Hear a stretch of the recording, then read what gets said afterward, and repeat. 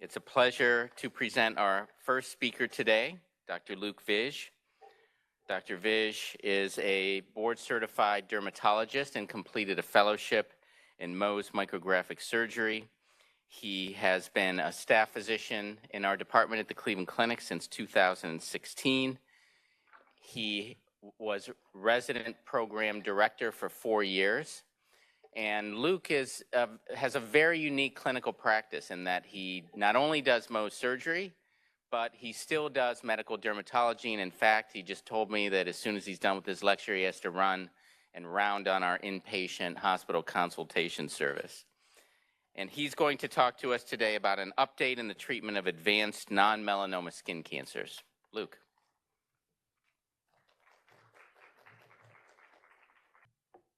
Good morning, everyone, and thank you very much for being here in the audience, and thank you, Dr. Fernandez, for the invitation to speak. This morning, we're going to talk about an update in the therapy of advanced non-melanoma skin cancers.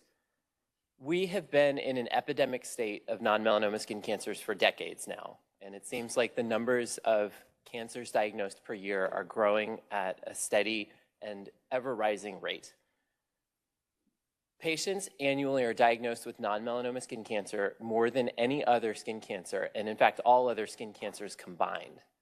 However, these tumors are not relegated to simple, small outpatient procedures. They can grow to be quite extensive and metastasize beyond the skin, and globally, over 60,000 patients per year die from non-melanoma skin cancer.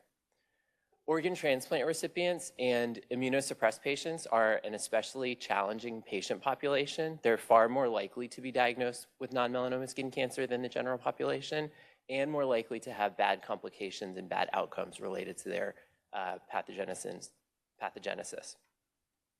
Additionally, beyond the common basal cell and squamous cell carcinoma of the skin, 3,000 patients per year are diagnosed with Merkel cell carcinoma. Essentially, every single Merkel cell patient that you have is someone who's at risk for advanced disease, with up to 40% of patients recurring after initial treatment. So we'll go through these skin cancers one by one, starting with basal cell carcinoma and moving on. The NCCN recently published guidelines for the treatment of basal cell carcinoma, and there are some nuances here in the guidelines for advanced basal cell carcinoma. If you look closely, the NCCN panel still considers surgery or definitive therapy with radiation to be the primary treatment for locally advanced basal cell carcinoma, despite the advent and acceptance of hedgehog inhibitors as a great systemic therapy. I think the NCCN panel expects and understands that there are great limitations to the use of hedgehog inhibitors. We'll go through those shortly. If surgery and radiation therapy are not feasible, then systemic therapy becomes a great option. Additionally, for patients who have nodal disease, this is primarily considered to be amenable more for a surgical treatment or radiation therapy rather than systemic therapy. However, once basal cell carcinoma has gone to distant organs, that's when systemic therapy, in addition to radiation or surgery, can be considered. So we all have heard about the very, very common hedgehog inhibitors. These medications work by inactivating smoothened in the Notch signaling pathway. By inactivating smoothened, genes that would encourage tumor survival and progression are blocked from being transcribed in the nucleus. So vismodegib and sunitinib are the two approved therapies for both locally advanced basal cell carcinoma and metastatic basal cell carcinoma. From the ARAVEG and BOLT trials, from the ARAVANCE and BOLT trials, which their approval is based on, these patients with locally advanced basal cell carcinomas have between a 56 and 60% chance of response, and for metastatic patients, between only an 8% or a 48% chance of response. So good. Better than what we had before, but certainly not perfect and not without challenges. One of the major challenges that we see is the high rate of discontinuation of smoothened inhibitors. These hedgehog inhibitors have side effects which are very impactful for patients' quality of life, and about 40 to 80% of patients discontinue hedgehog inhibitor use because of the side effects. Additionally, Residual basal cells persist despite hedgehog inhibition, leading to basal cell recurrence post-treatment discontinuation and residual areas of basal cell within large tumors. So again, based on the trials, you can see that the Kaplan-Meier curve just continues to decrease with excellent results for a few months and then slow and steady progression where patients have recurrence or death, both in the vismodegib trial and the sunitinib trial. We know these medications can be very useful. So they are part and parcel of the management of any advanced skin cancer, anything that's not amenable to an easy surgical treatment or anything that might be disfiguring or with a high amount of morbidity. However, their side effects are notable. So most patients have muscle spasms, alopecia or hair loss, dysgeusia or taste disturbances, and nausea. These are very, very common side effects. And we've learned how to manage them. So most patients now are prescribed treatment holidays where they take the medication Monday to Friday only instead of every day. That's an important strategy that you can use for your patients to help reduce the risk of side effects, increase patient adherence, and get a better response rate. There are also supplements that you can use, as described by our colleagues from Ohio State in this single center retrospective review. Using CoQ10, magnesium supplements, and other vitamins and over-the-counter minerals can help to reduce the amount of muscle spasms that patients have, improving their adherence to therapy. There are also other pathways that you can take to help improve the response to basal cell, to the hedgehog inhibitors for your locally advanced basal cell carcinomas. So our wonderful colleague, Dr. Vitamis, recently presented this study that she did where treatment with surgical debulking of exophytic basal cells prior to hedgehog inhibitor initiation can lead to an elevation in notch-associated genes. So after surgical debulking of a large tumor, real-time PCR was done and noted elevated changes in transcription of certain genes that are associated with Notch, particularly the HEY2 gene. So they speculate that by debulking a tumor, you can increase the Notch signaling pathway, leading to better activity of the hedgehog inhibitors. This is something that they've published additional patients on, particularly in the periocular region, where an electrodesiccation and curettage and surgical debulking can be very helpful to boost your treatment response for your patients to get them an excellent result. So increasing the risk of a complete response to therapy. We know that basal cells have significant amounts of resistance to treatment with hedgehog inhibitors. Downstream mutations can develop, leading to decreased response or increased risk of recurrence. So now we are using vismodegib and sunitinib as neoadjuvant therapy, using it before surgery to help debulk tumors, to decrease the size of the footprint of a tumor before surgery, to lead to less surgical morbidity and potentially higher chances of a complete cure. So these have been tested both in a phase 2 trial for vismodegib as well as in small case series for sunitinib. And in patients who go through neoadjuvant therapy for approximately 6 months, there are excellent surgical outcomes, including higher rates of complete cure after surgery. However, it's not without risk. Again, you can see in this first study, there's about a 36% chance of tumor recurrence after surgery. So better than we were before. It gives your patients a great chance of a durable long-term cure, but not something that you can excise and walk away. You still have to monitor them very carefully. We're also using vismodegib as a potential induction therapy for locally advanced basal cell tumors and for metastatic tumors. So again, there's a phase 2 trial for vismodegib with curative intent radiation therapy to follow for unresectable basal cell skin cancers. So the combination yields higher response rates with predictable and similar toxicities to what you would expect from hedgehog inhibition with the addition of radiation. So dysgeusia being one of the primary side effects noted, classically a hedgehog inhibitor associated side effect, and fatigue and myalgias, which can go along with both hedgehog inhibition as well as radiation therapy.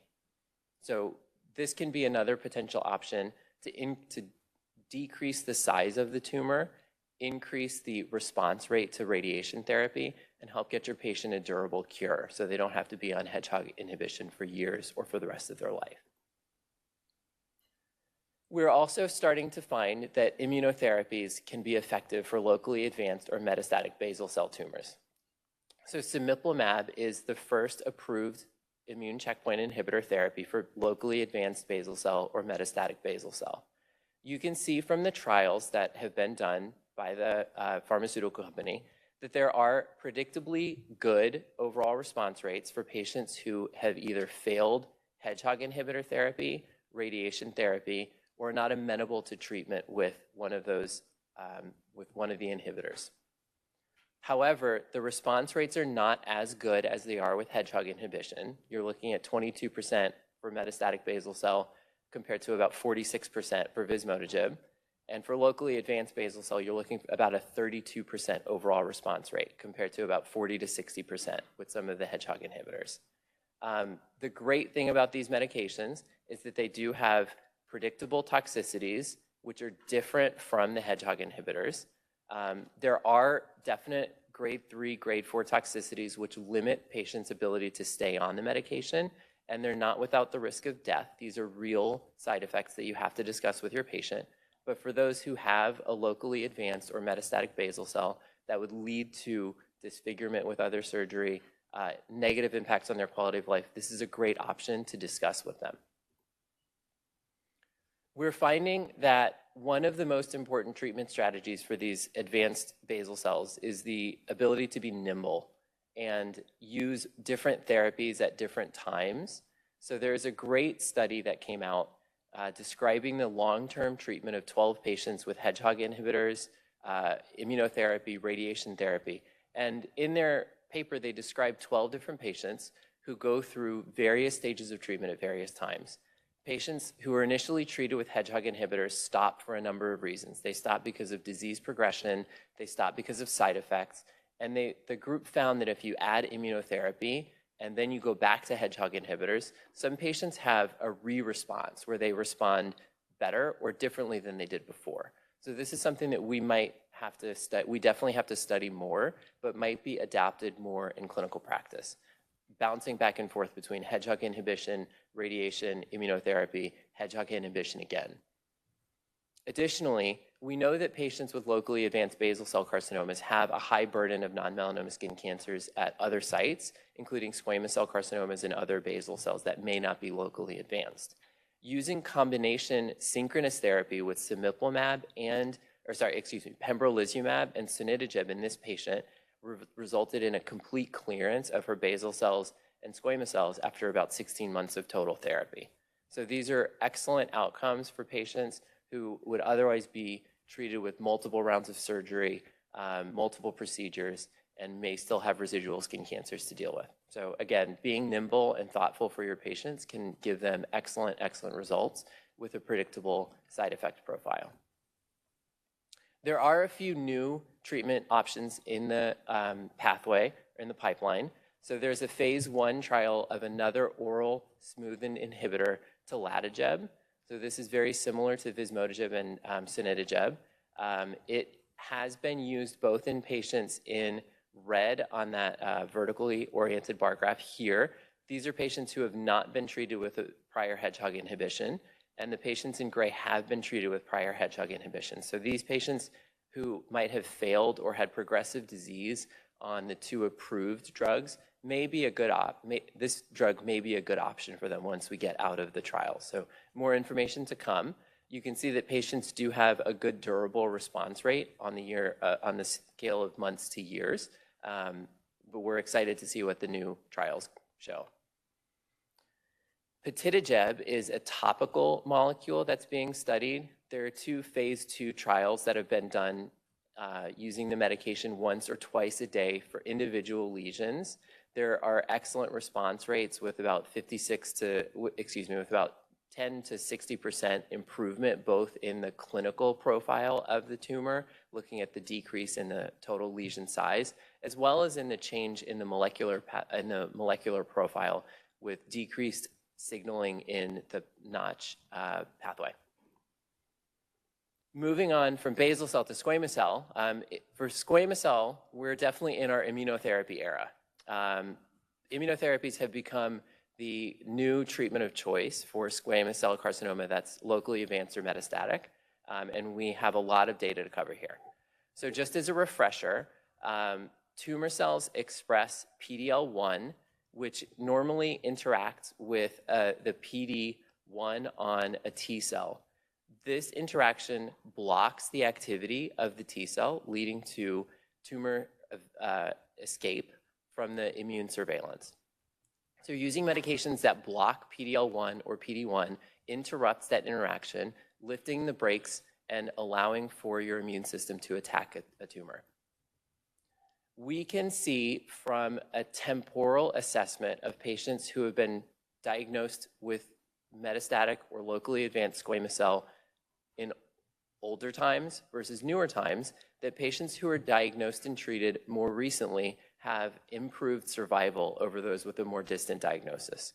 So just the advent of immunotherapy and the increased awareness of these tumors has been shown to have a significant mortality improvement with a hazard ratio of death of 0.62 for more recent patients compared to older patients.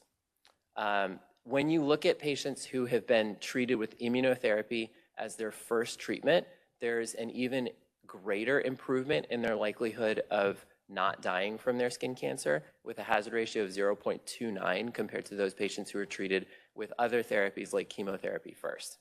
So just by being diagnosed more recently and treated with newer therapies, you're seeing a survival difference. This is really important, and it gives us a little bit of optimism and hope for the future. There are a number of trials that have been done for immunotherapies and immune checkpoint inhibitors in patients with cutaneous squamous cell carcinoma. Cemiplimab, pembrolizumab, nivolumab, and others have been tested with predictably great results and known and expected toxicity. And again, we know that there's a risk of death with these medications, but the risk of death is definitely less than it is with the disease. So I'm excited to find more how we can refine these treatments to give our patients the best outcomes at the safest risk-benefit ratio. However, not everyone responds to immune checkpoint inhibition the same. When divided between men and women, women respond decidedly less well to immune checkpoint inhibition. You can see this both in progression-free survival as well as overall survival. There's a lot of research being done on this topic, but it's been borne out in multiple studies from different disease states. So this is definitely something that we have to keep our eye on. Age is also an important predictor in the efficacy and tolerability of immunotherapies like cemiplimab. There are definitely higher rates of disease progression and shorter overall survival among the oldest cohort. Interestingly, one of the important lab markers that you can see that predicts how your patients will respond to immunotherapy is the neutrophil to lymphocyte ratio. So a higher ratio of neutrophils to overall lymphocytes would predict a better response to therapy. We know that beyond immunotherapies, we also use radiation treatment to guide and improve patients' outcomes. We use staging systems like the AJCC and the Brigham and Women's system to help us classify the risk for these advanced skin cancers. However, recent studies indicate that there's not uniform uptake on the guidance for radiation. The Castle test, the 40 gene expression profile, can help to guide who gets referred for radiation. You can see in this trial that was funded by industry, patients with the highest risk class, the class 2B, who were referred for radiation treatment had a significantly improved survival compared to those who were not treated with radiation. So there is a paradigm that you can use this test to help guide your decision-making in terms of referring your patient for radiation. This was a small study, again, funded by industry and written by people who speak for the company. However, it does indicate that there may be some utility to the study. Further research is ongoing. Additionally, you can use hypofractionated radiotherapy to help boost the response to immunotherapy for those older patients. So similar to using immunotherapy or vismodegib to tease out a better response in basal cell, you can do the same for immunotherapy, where you're getting a synergistic effect in older patients.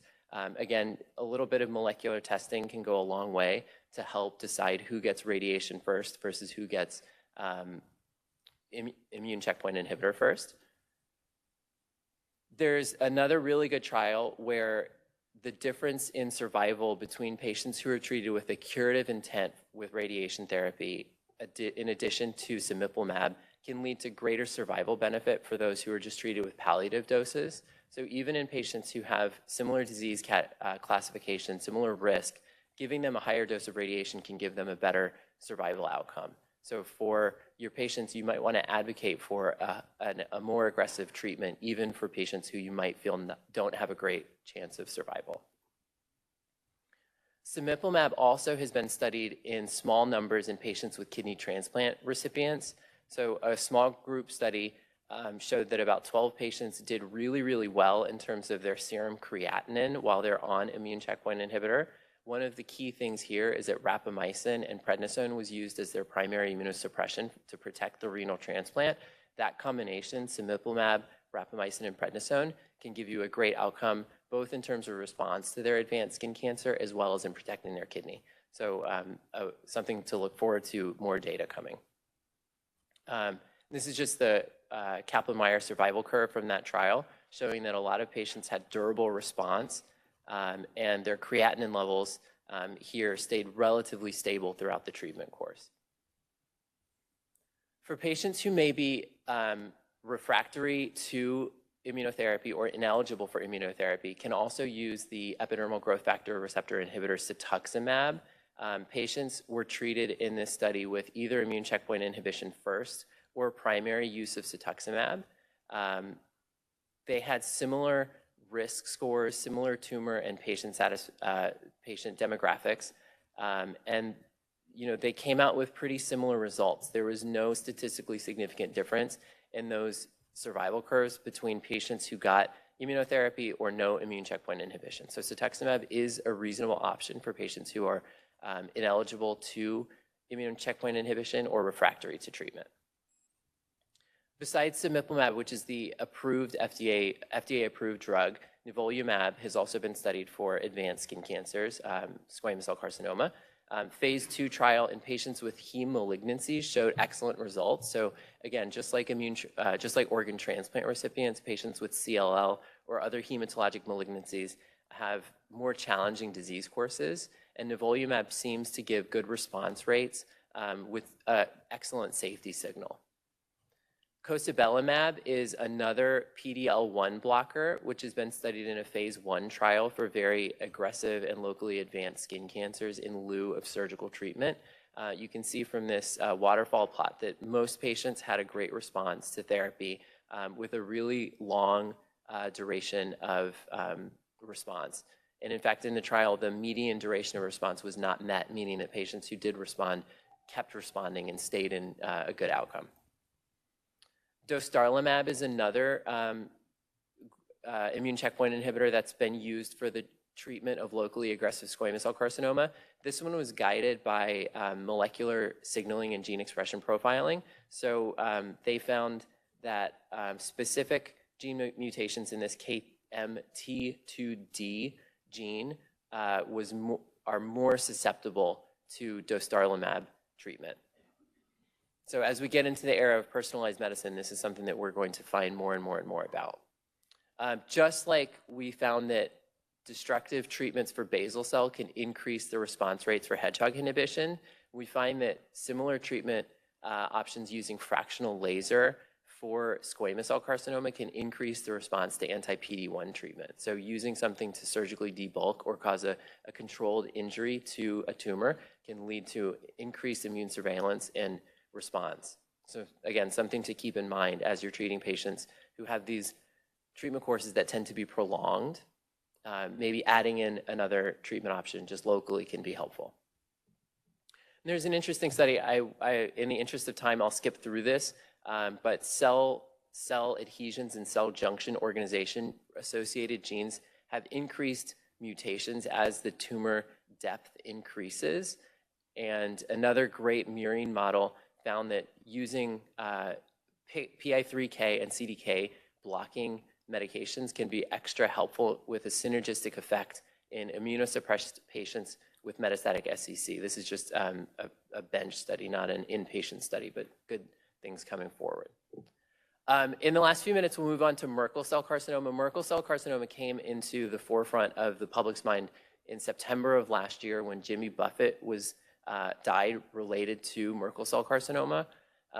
America clearly has a celebrity obsession, and his death in September of 2023 increased search traffic for skin cancer and sunscreen. This tells us that there might be targeted opportunities where we can reach out to the public about education efforts to give more benefit than just maybe Skin Cancer Awareness Month or Melanoma Awareness Month. Really trying to hone in on when people are looking for this knowledge will allow us to be more effective in our educational outreach. Most patients with Merkel cell are at risk of developing advanced disease. I'm going to gloss over the surgical treatment primarily, but there was a great study that looked at over 100 healthcare organizations to identify patients who were treated with Mohs versus wide local excision, and there was no survival difference for patients. So I think this bears out that it's more about margin control than necessarily the width of the margin that you need for a good cure for Merkel cell carcinoma. So again, the Kaplan-Meier survival plot essentially overlaps for those two therapies. Interestingly, patients who are treated at high volume centers have significantly better outcomes for Merkel cell carcinoma. So patients in an academic setting have about a 10% survival difference in the Kaplan-Meier curve. And then those centers, whether academic or not, who do a high volume of Merkel cell, compared to those with an intermediate or low volume of Merkel cell, also have better survival. So if you're in the community, it's excellent if you diagnose a Merkel cell, but then it's important, even if you're at an academic center that doesn't do a lot of Merkel cells, to get them to a specialized center to give them the best chance of a cure.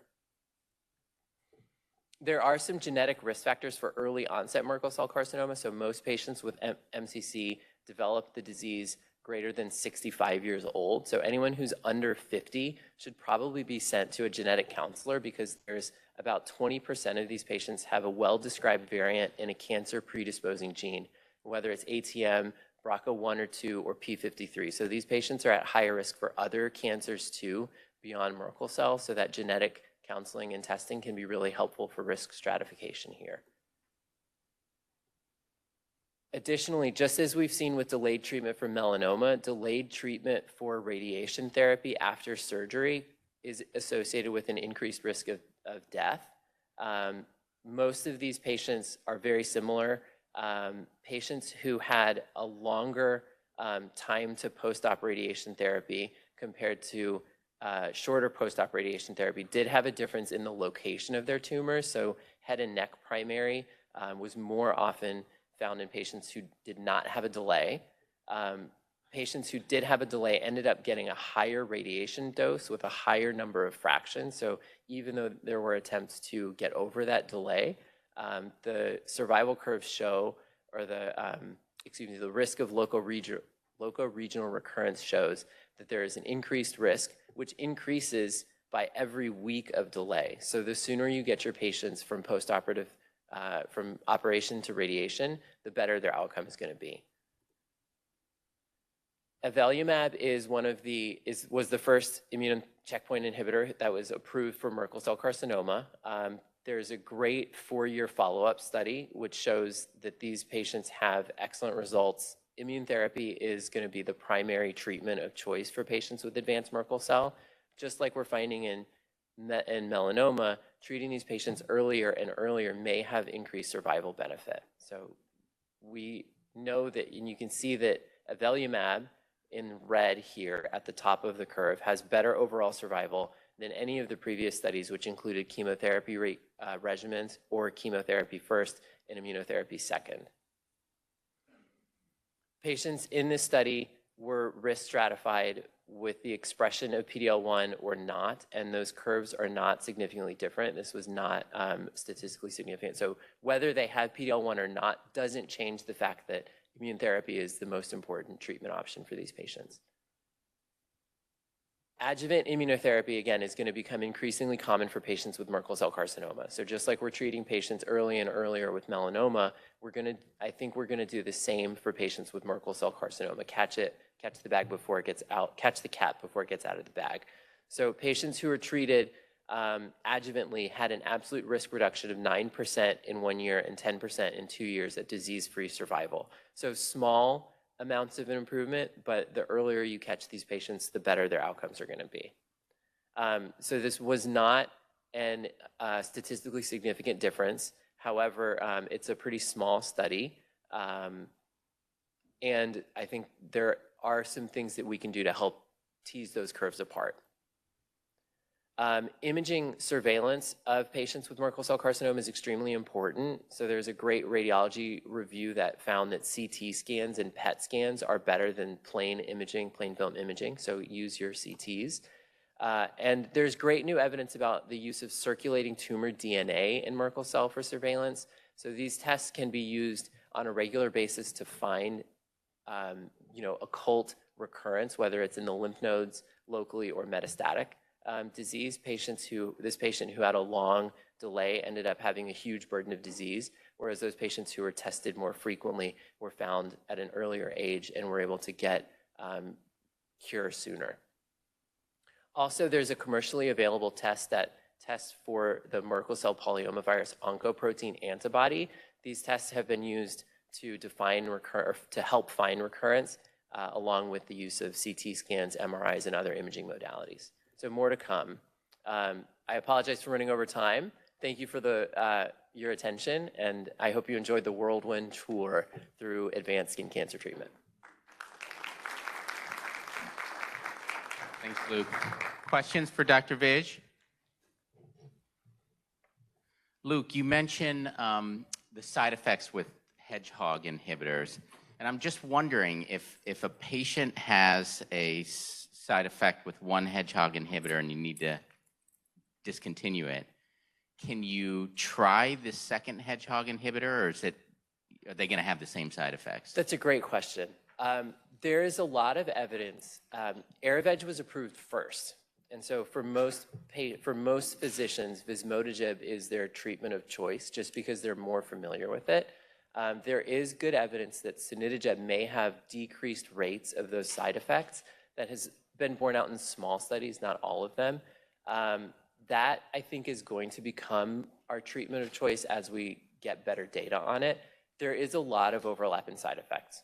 So the better treatment choice may be to use it less frequently. So Monday to Friday instead of every day, or Monday, Wednesday, Friday, taking treatment holidays where you're on for 2 weeks, off for a week. Those are better strategies to help limit the side effects since the profiles are very similar. Dr. Warren. Thanks, Luke. When you were in the beginning showing the large BCCs, and sometimes I just am recalling patients I saw inpatient that were referred in for multi-specialty care. Some of those patients were basosquamous on histopathology, and I was just wondering, with those patients, do you treat them like basal cell? Would you use vismodegib? Would you not? Would you have a combination treatment? So just wanted to get your thoughts on that. Yeah, that's a great question. I think you have to be nimble when you're treating these patients. Now that there's an FDA approval for an immunotherapy for both basal cell and squamous cell, I think cemiplimab will be our treatment of choice for those patients at first. However, some of them respond better to a different medication, whether it's pembrolizumab or a hedgehog inhibitor. So as we treat that patient, we would probably start with immune checkpoint inhibitor and then move on. There are some individual case reports talking about the treatment of basosquamous carcinoma. There's not that much great data because it's a relatively rare disease entity. Excellent presentation, Luke. Regarding Merkel cell carcinoma and immunotherapy, is there any evidence that the cases which are polyomavirus positive are more likely to respond to immunotherapy, which would make sense since they have like neoantigens? Yeah, so that was the initial hypothesis. And in some studies, there has been a difference in those which are polyomavirus positive versus negative. It's posited that those patients with polyomavirus negative disease have a worse outcome. In treatment studies with immune checkpoint inhibitors, often the curves do not diverge as much as you would think. So it seems like patients respond well whether they have the polyomavirus or whether they did not have the polyomavirus. You mentioned that there are better outcomes when patients are treated for Merkel cell carcinoma at high volume institutions compared to low volume. And I'm just curious why. I mean, intuitively it makes sense for a lot of diseases, but when I think about, somebody presents cutaneous Merkel cell carcinoma, you mentioned cutting it out. You don't necessarily need a wide margin. Correct. But that's probably what they're doing at both institutions.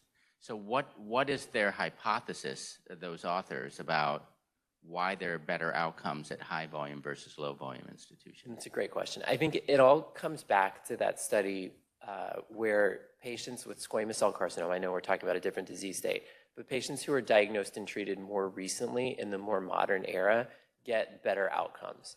I think the same happens for patients with Merkel cell carcinoma as well as for melanoma. Patients go to a place where they're getting the cutting edge treatment, they're getting access to immunotherapy, they're getting access to radiation therapy immediately post-operatively, rather than community centers or low volume centers where they might not get that radiation immediately afterwards. They might not get immunotherapy. I see. So I think that's where the real difference comes from. So they're not just talking surgery versus surgery. Correct. It's the comprehensive care. Correct, absolutely. That makes sense. Yeah, Okay.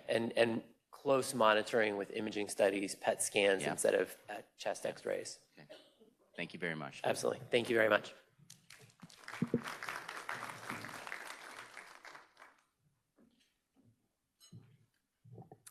It's a pleasure to present our next speaker, Dr. Laura Ferris. Dr. Ferris joined the Department of Dermatology at the University of Pittsburgh in 2006. She practices medical dermatology and has a special focus on skin cancer and psoriasis. She also directs the clinical trials unit in the Department of Dermatology and has served as principal investigator on more than 30 clinical trials in dermatology, primarily in the area of new treatments for psoriasis. She has held numerous leadership positions, including president of the Pennsylvania Academy of Dermatology. Her research interests include psoriasis, atopic dermatitis, melanoma, and skin cancer. And it's a pleasure to welcome her back to this course as a faculty member, and she's going to talk to us about an update in the treatment of cutaneous immune-related adverse events secondary to cancer immunotherapies. Dr. Ferris. Thanks. It's nice to be back here. So thank you. I'm going to be talking about now what happens when we have these incredible immunotherapies for cancer, some of the side effects, particularly cutaneous toxicities of these drugs, how do we classify them, and how do we treat them. These are my disclosures.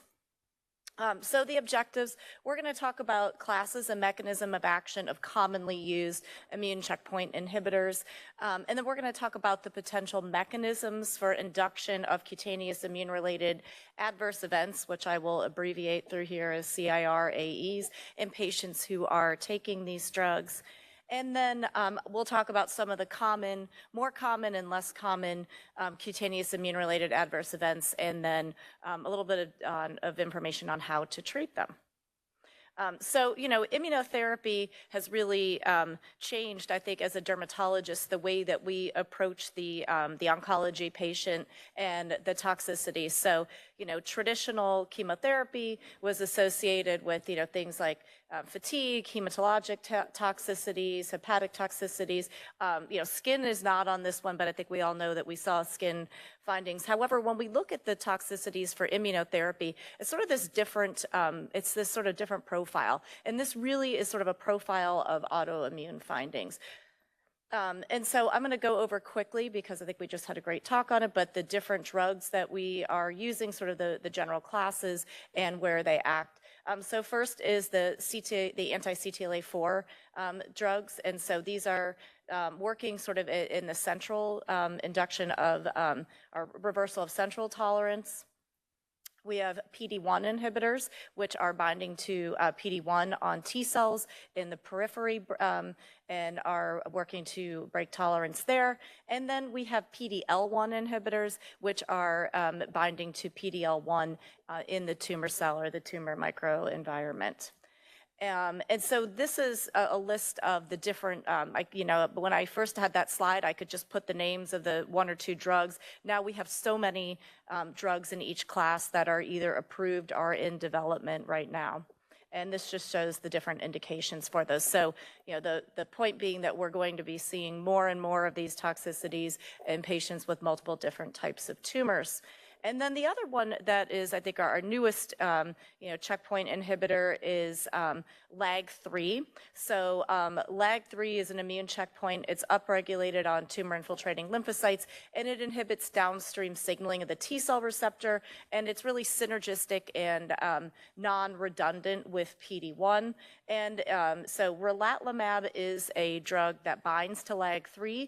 It prevents it from binding to the MHC class 2 molecule, and which it does to induce tolerance. So right now we have relatlimab approved, FDA approved for the treatment of advanced melanoma in combination with nivolumab. So the toxicities of this are hard to tease out from the toxicities of the PD-1 inhibitor alone.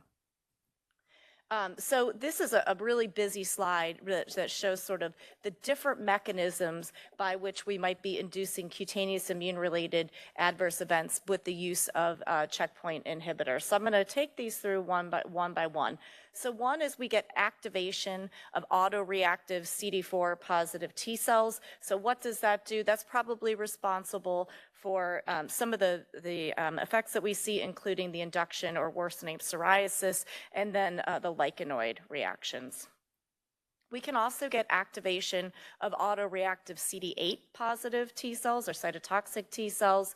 And so this is probably responsible for things like alopecia areata, vitiligo, and then some of the very severe cutaneous reactions, including SJS and TEN. We also get a release of self-antigens after tumor has been lysed, and that can cause antigen cross-presentation. And this is probably one of the main mechanisms responsible for vitiligo. And it's probably why we see vitiligo primarily in patients with melanoma versus, use of a PD-1 inhibitor, for example, to treat lung cancer. We can also get proliferation and antibody production by autoreactive B cells. And so this is probably really responsible for immunobullous disease. And then we can get the production of pro-inflammatory cytokines and other mediators. And this is probably playing a big role in psoriasis, the eczematous eruptions that we see, and then pruritus that most of the patients suffer from when they are on these drugs. So when we try to classify the cutaneous responses, there's actually, depending on which article you read, you'll see different listings of what is the most common eruption or what are the different classes.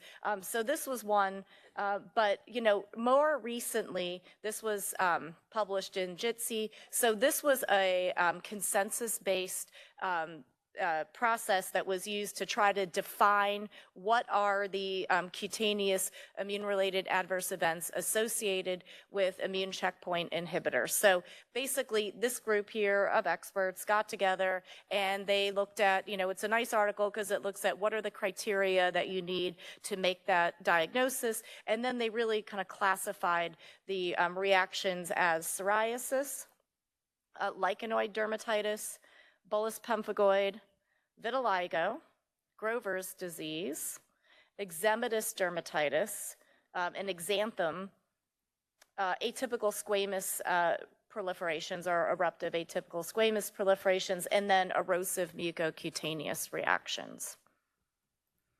Okay, and then they also added in there immune checkpoint inhibitor-associated pruritus without a rash. Okay, so I'm going to start with talking about, immune checkpoint-associated pruritus. This is very common. About half of patients, and I sometimes think it's even more, of patients on immune checkpoint inhibitors will develop pruritus. More common with CTLA-4 inhibitors, and this tends to occur early, within 3 to, kind of 12 weeks after starting. So these patients may present really with no rash at all.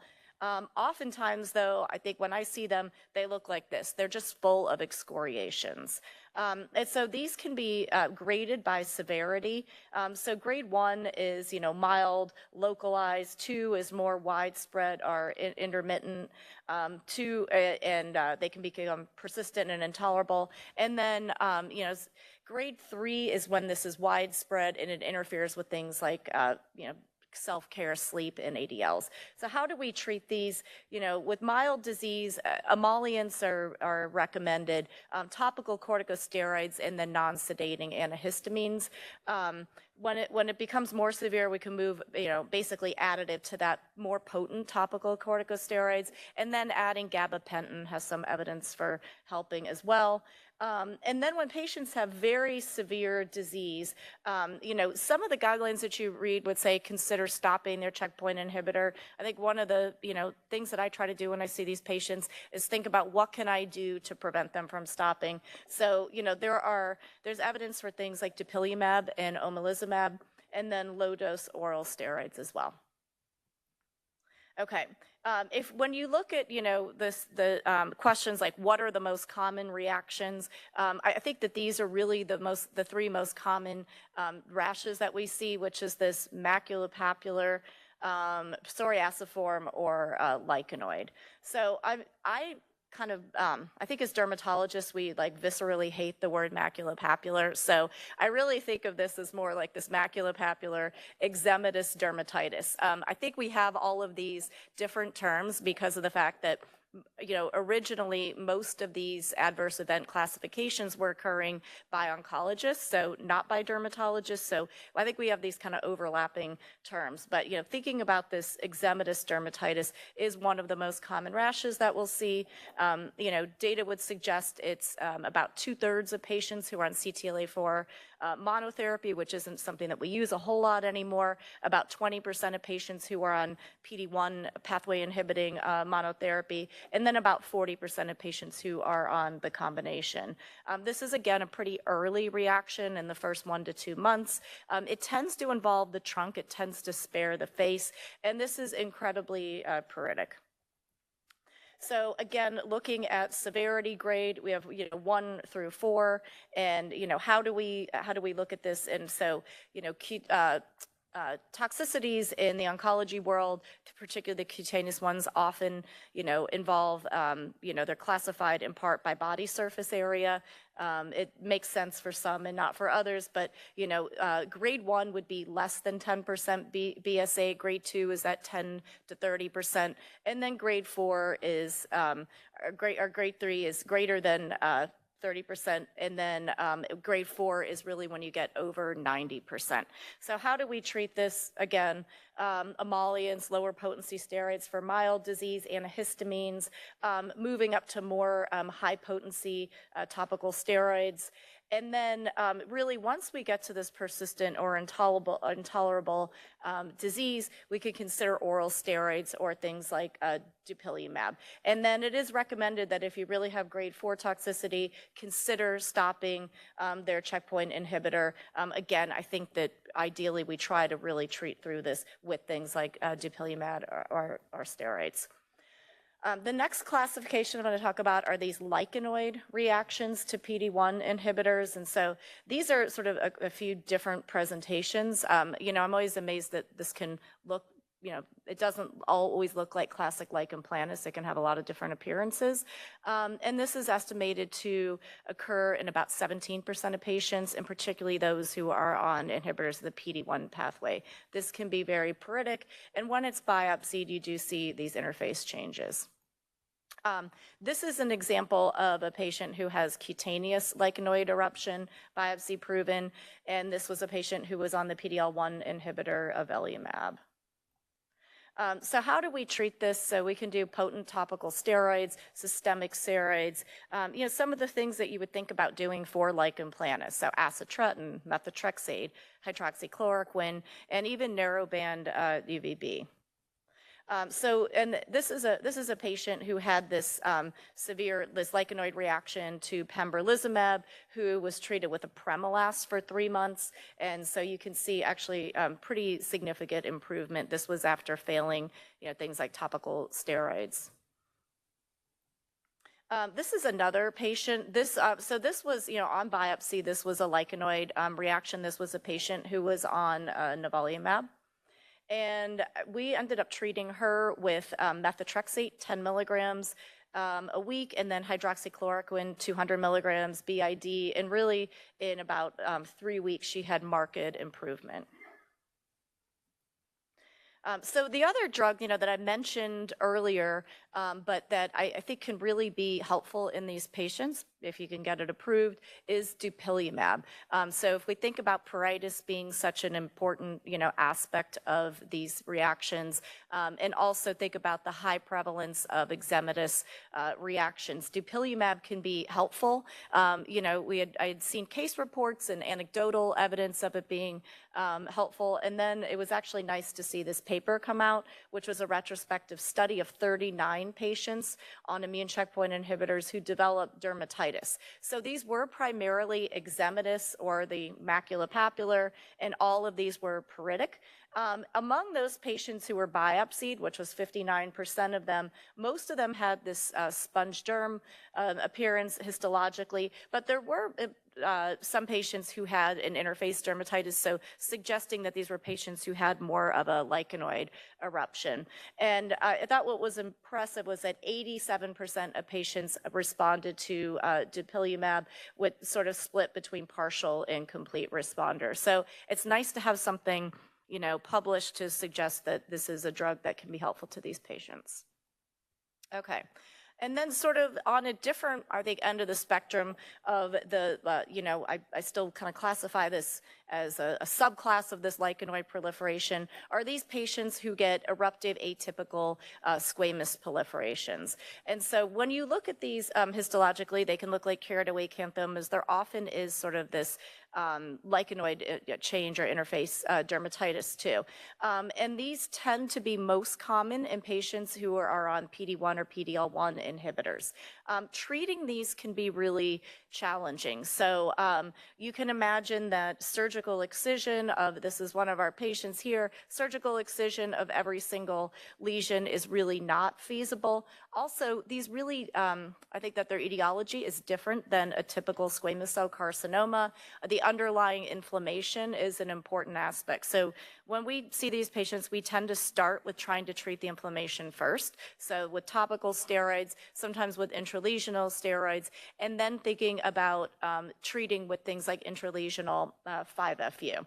And then also these are patients that I will consider putting on acitretin as well, particularly when they're getting a lot of these. So this is an example of a patient who had Lynch syndrome. She was on pembrolizumab for metastatic vulvar cancer. However, she had also had breast, endometrial, and colon cancer. And so, you can see she has these legs that nobody wants to do surgery on. And these are just examples of some of the lesions. So, surgically removing lesion after lesion was not feasible. You can see here in the center, this was a lesion that was injected with intralesional 5-FU, and then when she followed up about a month later, you can see that that is starting to regress, and unfortunately she's developing, new lesions, and so these are just being serially treated with topical intralesional steroid and intralesional 5-FU. So another common reaction is psoriasis or psoriasiform dermatitis in patients on checkpoint inhibitors. So this can be exacerbation of existing psoriasis. That's a little more common than de novo onset of psoriasis. When you have patients who have pre-existing disease, they tend to, if you compare those to those with de novo onset, it tends to occur earlier. This is also very pruritic, so I think psoriasis can be pruritic, but particularly in checkpoint inhibitor exacerbated or induced psoriasis, you see, I think even worse pruritus. You can see all the different subtypes of psoriasis as well. If we look at the grading of severity, again, it is partly based on body surface area and then also based on symptoms. And about 75% of cases will be grade 1 or 2, so a little bit less severe. I really think that this is something that we can treat through. So how do we treat through this? So really, I look at this similarly to how I would treat a patient who had non-checkpoint inhibitor-mediated psoriasis. So topical therapy, oral therapy, particularly, however, I would avoid things like cyclosporin or very immunosuppressive drugs in these patients. Phototherapy can be used. I try to avoid that in patients who are being treated for skin cancer, but for patients with other types of malignancy. And then biologics. If you look at the literature, there's actually more case reports for the IL-23 and IL-17 inhibitors than there are for the TNF inhibitors, although all have been used. I do have a conversation with the oncologist before I start one of these, and generally I can get pretty good buy-in, particularly for IL-23 or IL-17 inhibitors. And, it is preferable to try to treat through this. So if you do have to interrupt their checkpoint inhibitor, you can do a trial of reinitiation. And in one study, only about 10% of patients who reinitiated after being put on a regimen for their psoriasis and then reinitiating their checkpoint inhibitor, only about 10% of them had a flare after. So I think that is also a good option. So treatment of psoriasis, if you worry about, should I be treating, they have a cancer, should I be giving them a biologic? The way that I look at it is that, treating their psoriasis actually lets them stay on their checkpoint inhibitor, and the benefit of that is going to greatly outweigh the potential detriment of being on a biologic. Among patients who actually had a flare of their psoriasis, it's actually associated with, this is sort of a common theme, that having these cutaneous adverse events is actually associated with better survival, and we do see this with psoriasis patients as well. The more severe flares also tend to be associated with better outcomes as well. And gut-tape disease and having higher BSA is associated with a better anti-tumor response. Interestingly, pruritus may be a negative predictor based on one study. Okay. Immunobullous disease. So this is, interesting. And when we see bullous disease in patients on checkpoint inhibitors, bullous pemphigoid is really more common, but you can see bullous lichen planus also. It's more primarily seen in patients on PD-1 pathway inhibitors. And so it can be, more delayed than patients who have, other forms of drug-induced BP. And you can see prodromal BP, you can see, just intense pruritus, you can see sort of a, urticarial or eczematous eruption first. This is an example of a patient I referred to one of my colleagues who treats a lot of our immunobullous patients, but this is a patient who developed pretty severe BP on nivolumab. And so, what are the treatments for this? There's actually multiple reported treatments for patients who develop BP on PD-1 inhibitors. So topical steroids and doxycycline have been reported. I think this really only works with very mild disease. Prednisone, rituximab can be used, dupilumab, omalizumab, IVIG. And then the other thing is that, realize that these are generally older patients. These are patients who often have other comorbidities, and they're on other drugs as well. And so this was one series where they looked at patients on PD-1 inhibitors who had new onset BP. And it turned out that, there were 5 of them who were on drugs that were associated with drug-induced BP, including DPP-4 inhibitors, statins, and angiotensin and ARBs. So, remember to look for those too, because obviously identifying and stopping these prior to doing something like rituximab is ideal. And then this is, I think there's actually even a more recent series published, but this was one of the first cases of nivolumab-induced BP treated with dupilumab. And so we can see this is a patient who, failed topical therapy, couldn't tolerate prednisone.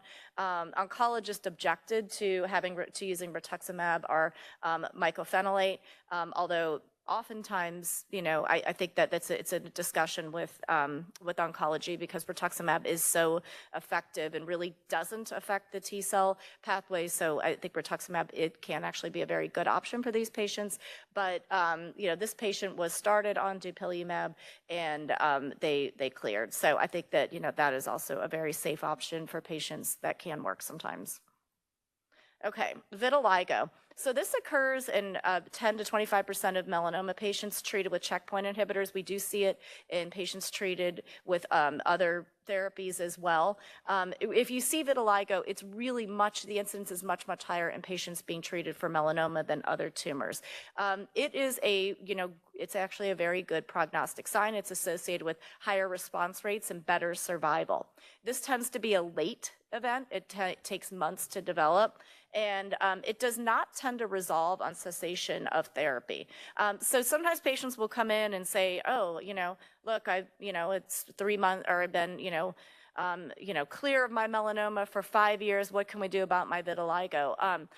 Different people will tell you different things. I do not recommend treating this. So I tell them that, this is great. This means that your immune system is, recognizing these melanocyte antigens. So we're just going to look at this as a good sign. It's associated with a better prognosis. I don't want to reverse that immune response.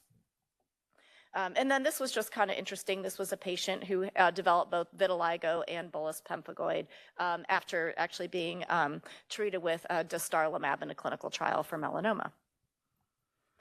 Other rare disorders that you can see disorders of fat with PD-1 therapy. So you can just see fat necrosis, eosinophilic fasciitis, lipodystrophy, and granulomatous panniculitis. I remember the first time I saw granulomatous panniculitis, there were no cutaneous findings. It was just these subcutaneous nodules, and my first thought was, oh, this is, recurrence. This is subcutaneous metastasis of disease. I biopsied it, and it was actually this granulomatous panniculitis. So, and I actually think oncology, their first thought was this was probably recurrent or metastatic disease. So this can happen as well. And then you can get severe eruptions, including SJS and TEN.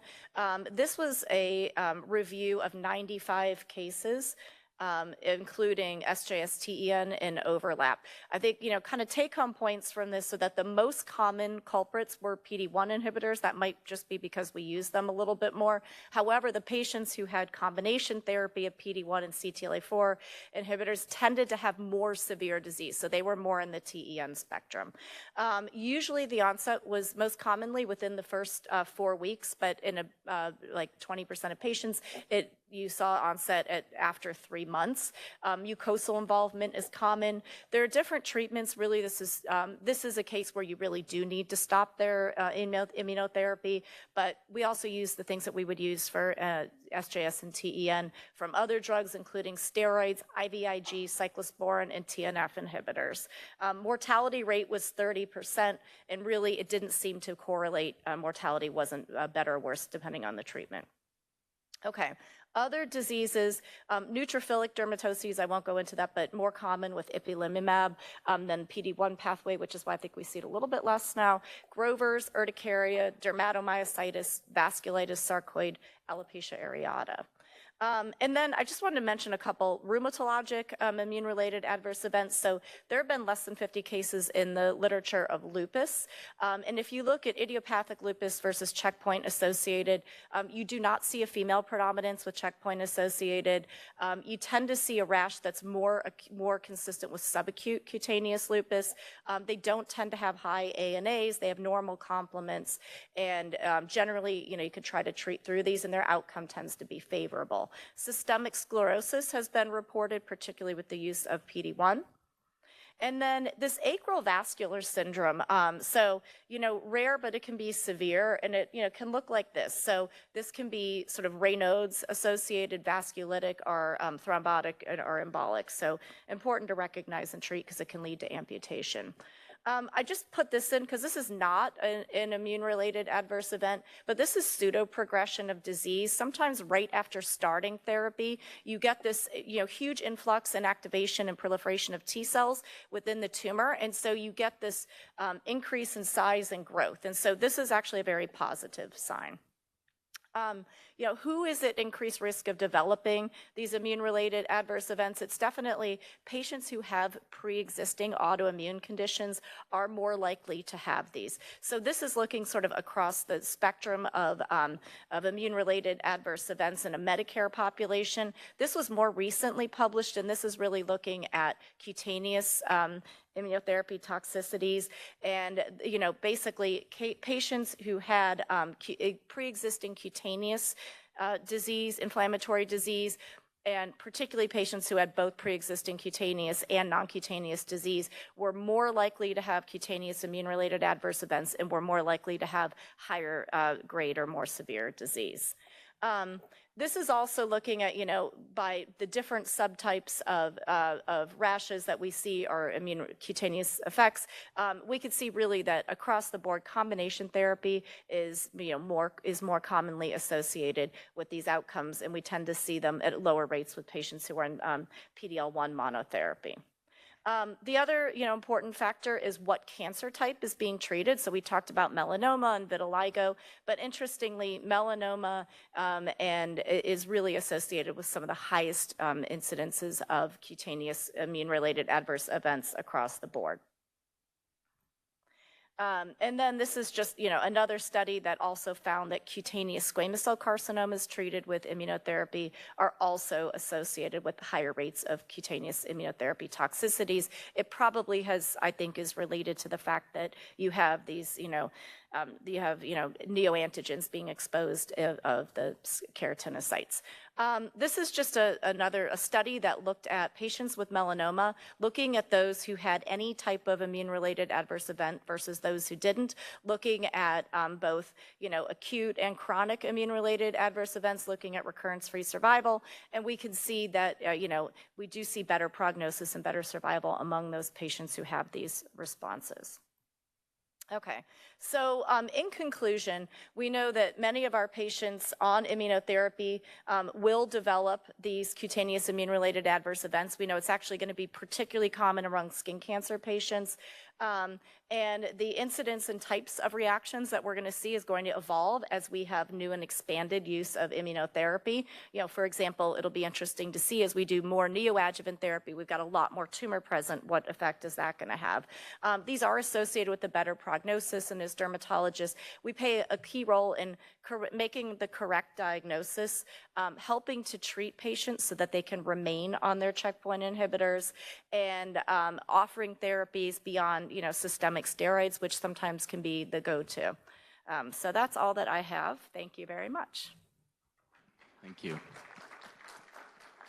Questions for Dr. Ferris?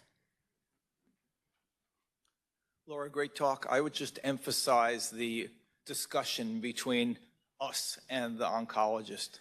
Keep them on therapy, and us, keep them on therapy. Too many dermatologists, I get a second referral, it's not getting better.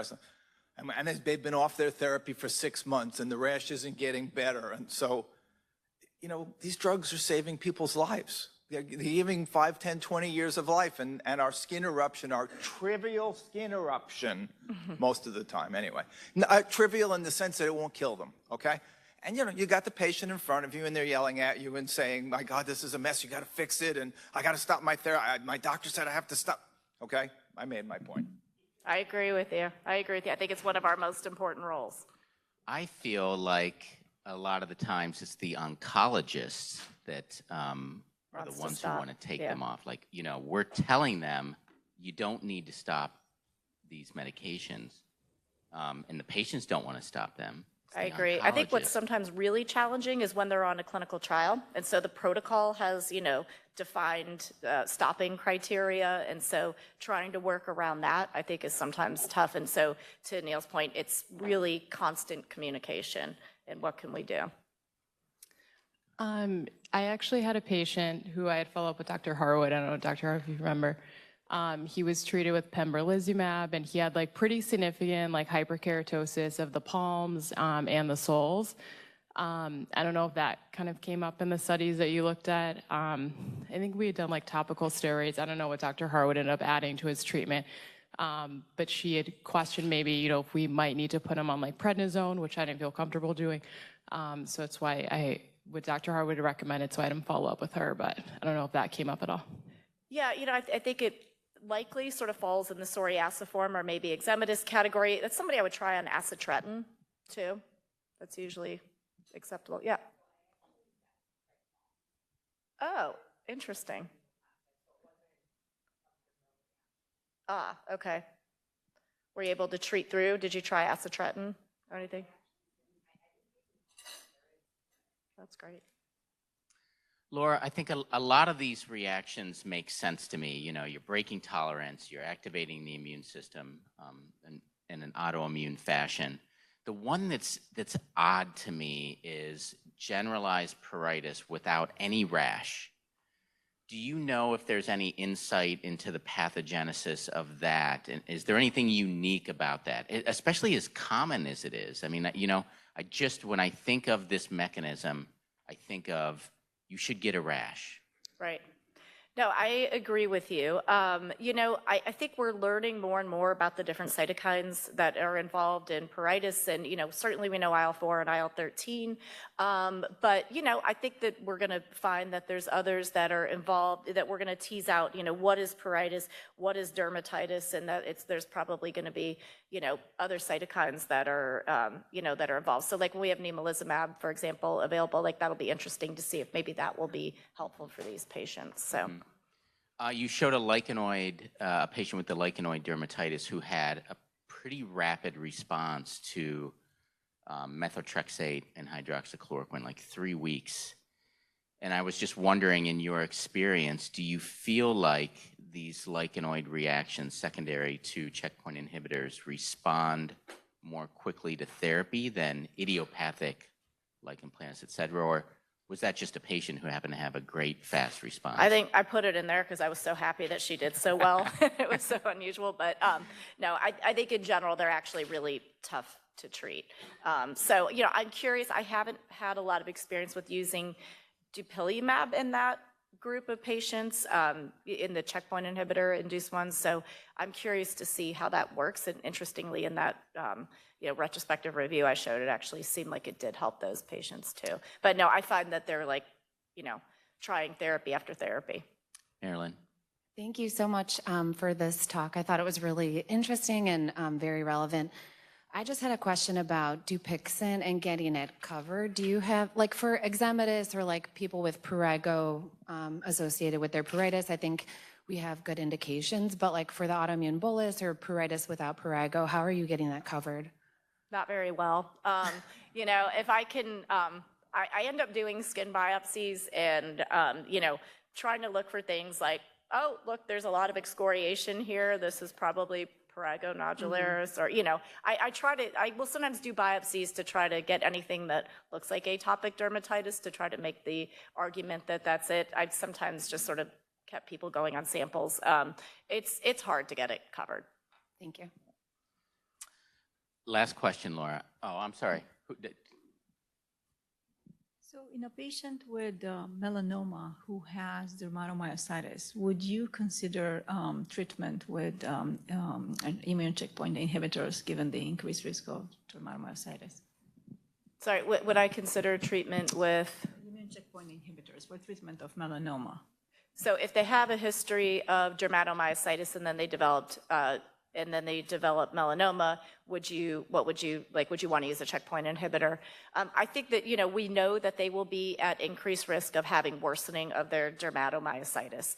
I think it's always like a risk-benefit trade-off. It depends how bad their dermato is, how significant, how symptomatic it is. If it is really their best option, that might be somebody who, if they had, BRAF mutant melanoma, you might think about, kind of looking at a BRAF MEK inhibitor first. But if they don't and they have metastatic disease, I would and just work hard to treat through it. So we know even if these patients get steroids, they still do better than not being treated. So I've had that situation come up. Actually, she didn't have dermatomyositis before being put on the immune checkpoint inhibitor. It was induced by the immune checkpoint inhibitor, but this was a young woman, literally like in her early 20s, who had metastatic melanoma.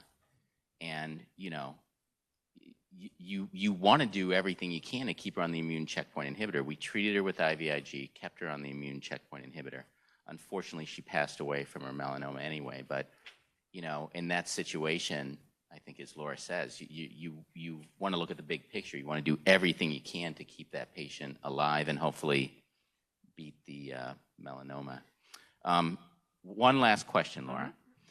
Vitiligo induced by immune checkpoint inhibitors. I totally understand your rationale for not treating it because you don't want to break that immune-mediated attack of melanocytes. Is there data behind it, or is that just your sort of thought process? No, it's my thought process. Okay. There's really not data. And I know other people will do things like topical JAK inhibitors or try things. It is definitely kind of my own bias. Got it. Yeah. Thank you very much. Thanks.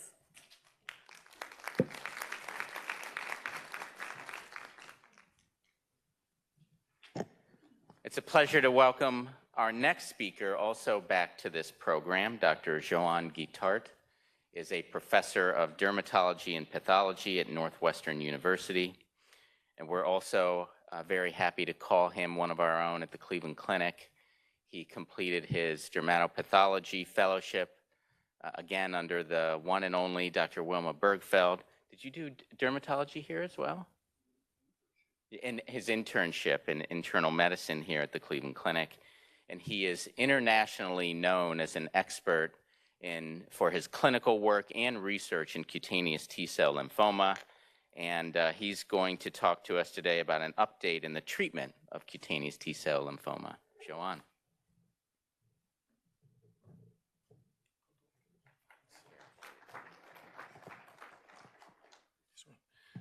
Good morning, everyone. It's a big pleasure to be here with all of you back to Cleveland, where I had some of the best years of my life. And thanks to Wilma Bergfeld, who helped me mold my career. So since I ended up my training, I've been at Northwestern in Chicago. I'm in charge of the dermatopathology unit, and I am also the director of the Cutaneous Lymphoma Clinic. And I've been practically working all my life at looking under the microscope at the cases, seeing at the patient clinically, and trying to make some sense out of the whole thing. So I'm going to be focusing mostly on mycosis fungoides / Sézary syndrome.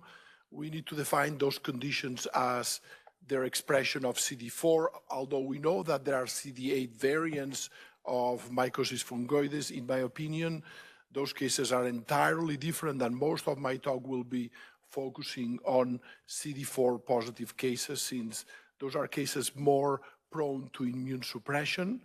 So the classification of lymphoma continues to evolve as we learn that CTCL is not just one entity, but probably more than a dozen different entities. But again, MF, Sézary syndrome, which we know comprise more than 50% of the cases, and we know that those are the cases that are going to present to our clinics. Those are the cases that we will have to deal with. Those are the cases that we cannot relegate to hem-onc because oncologists do nasty things to people, and that's not exactly what they need. So why is it so important that we don't refer the patients to hem-onc? CTCL, like melanoma, like renal cell carcinoma, is a highly immunogenic malignancy. We know that in an early biopsy of MF, we have more reactive cells, those TILs, which have specific epitope towards the TCR of the malignant cells.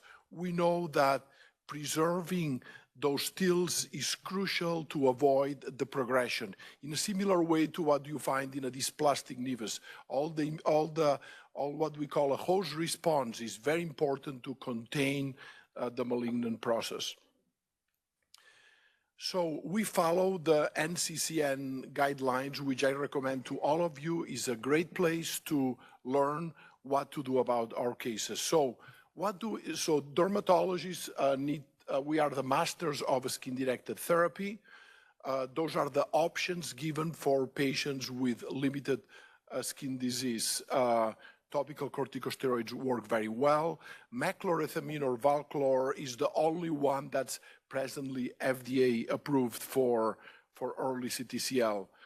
Retinoids, phototherapy. So there are really no new promising therapies regarding topical therapies, unfortunately. Valclor or meclorethamine has been available for over 10 years now. We know that's effective. We know that often the patients have very severe irritant or contact dermatitis, which in some cases may result in complete resolution of the lesions. So we published a recent paper about what's the real life experience with Valclor. And most dermatologists use Valclor in combination with other therapies, particularly topical corticosteroids, but even some systemic therapies. We find that combining meclorethamine with steroids or phototherapy or something else, we improve the overall response rate, and we also decrease the number of cases which have to be discontinued due to severe reactions. Another often technique is to have them use instead of nightly, every 2, 3, or even 4 nights per week. So carmustine, probably most of you have never used it. BCNU is another alkylating agent which is included in the NCCN guidelines.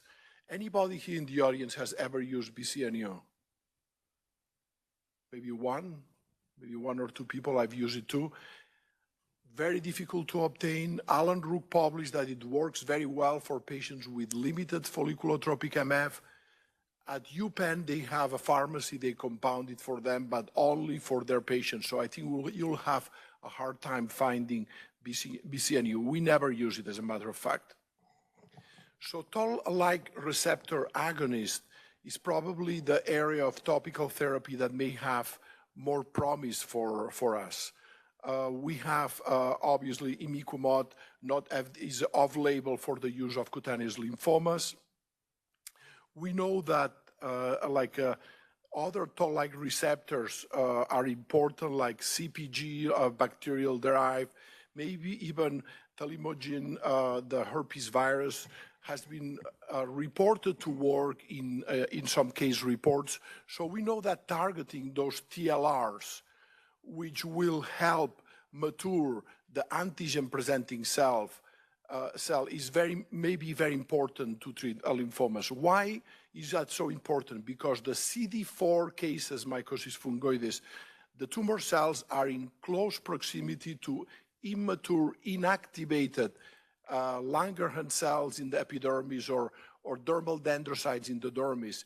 If we can disrupt this abnormal interaction by helping activate the APC, this cell is going to go to the lymph node and accelerate, enhance the cell-mediated immune system. Imiquimod works well. We use it especially in patients who have single papules or tumor lesions. We use it for patients who have relapse after allotransplant. And we are now having a clinical trial in which we pretty much prime the patient with imiquimod prior to radiation, finding good results with an abscopal effect beyond the actual lesion. So imiquimod, an important an important therapy for us.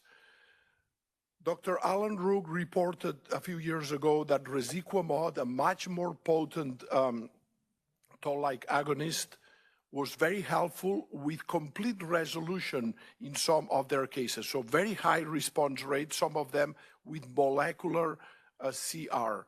Not only there is depletion of the tumor cells, but there is reconstruction of the cell-mediated immune system. So was very hopeful early on. We completed a phase 2 study recently, which has not been published yet. The results were not as impressive. We had lots of irritation. We noted the abscopal effect in some of the cases. And unfortunately, well, the study was underpowered, but Galderma has held the development of this drug. But talking with Dr. Alan Rook, he's working on new TLR compounds that may be very promising in the future. We occasionally use calcineurin inhibitors, especially in sites like periorbital, which are like sanctuary sites or like genitals, both at pimecrolimus and tacrolimus only on case reports have shown efficiency in patch stage mycosis fungoides. So what about patients who have extensive disease? Those patients greatly benefit from phototherapy. We use pretty much narrowband UVB to the majority of our patients.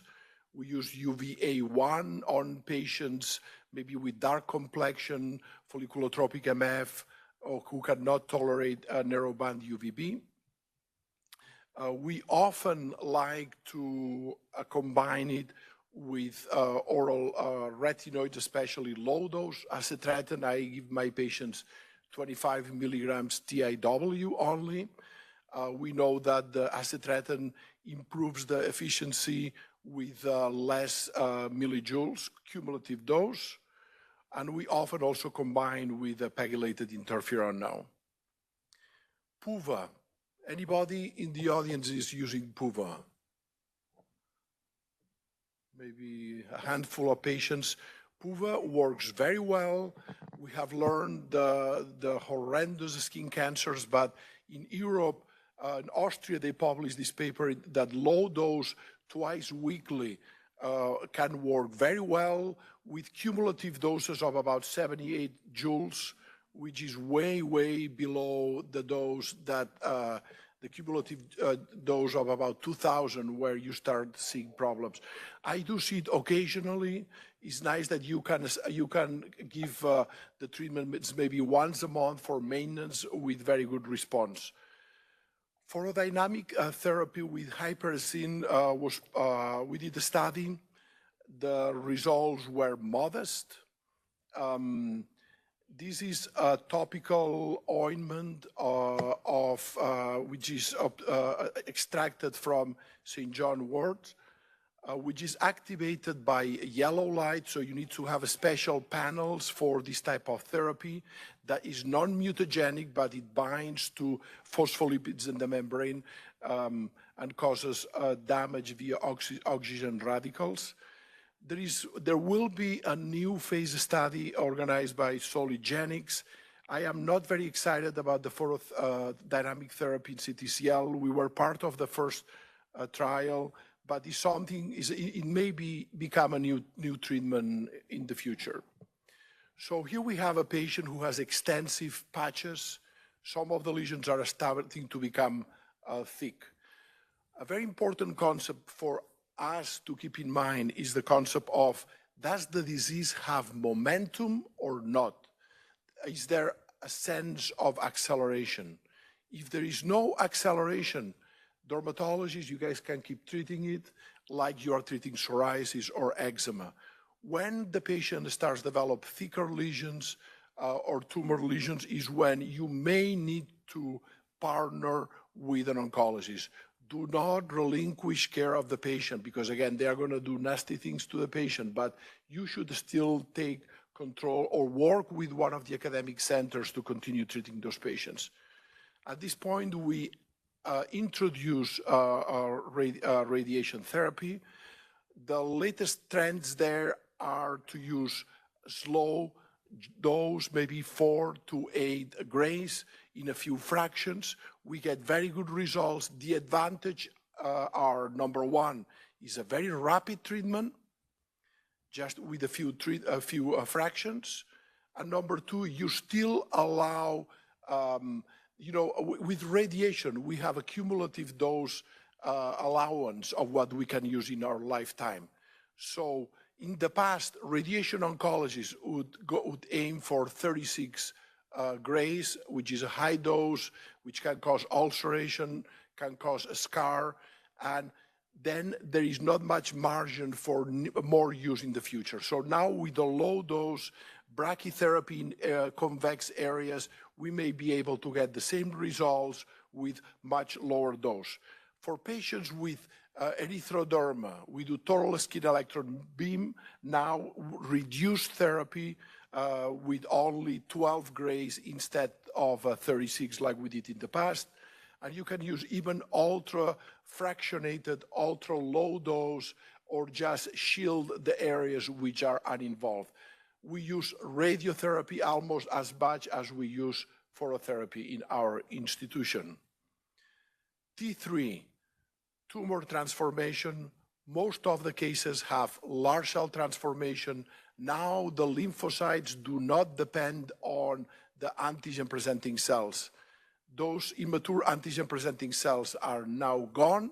The patient has acquired more mutations, does not need the intraepidermal environment for growth. We know that this has been called a hostile takeover of the microenvironment. Here we can see how early on, what I was telling you, let's see the mouse work. All right, so early on we have those NK, CD4, CD8 cells controlling the red malignant cell, eventually depletion of the cell-mediated immune system, and eventually when the tumor grows with large cell transformation, we recruit the immune system, the endothelial cells to provide more nutrients, the macrophages to become lazy, to become M2 macrophages, which are unable to phagocytize. And this microenvironment is very favorable for tumor growth. So this dichotomy between cell-mediated immunity and immune suppression, because those cells are Th2 positive, is very important. And that's why it's so crucial to try to be towards your left and maintain the cell-mediated immune system. So we are now sequencing practically all the cases. There were like 9 big papers published a few years ago. One of our fellows reviewed all the data, over like 22,000 mutations encountered. We find that we do not have a silver bullet for CTCL.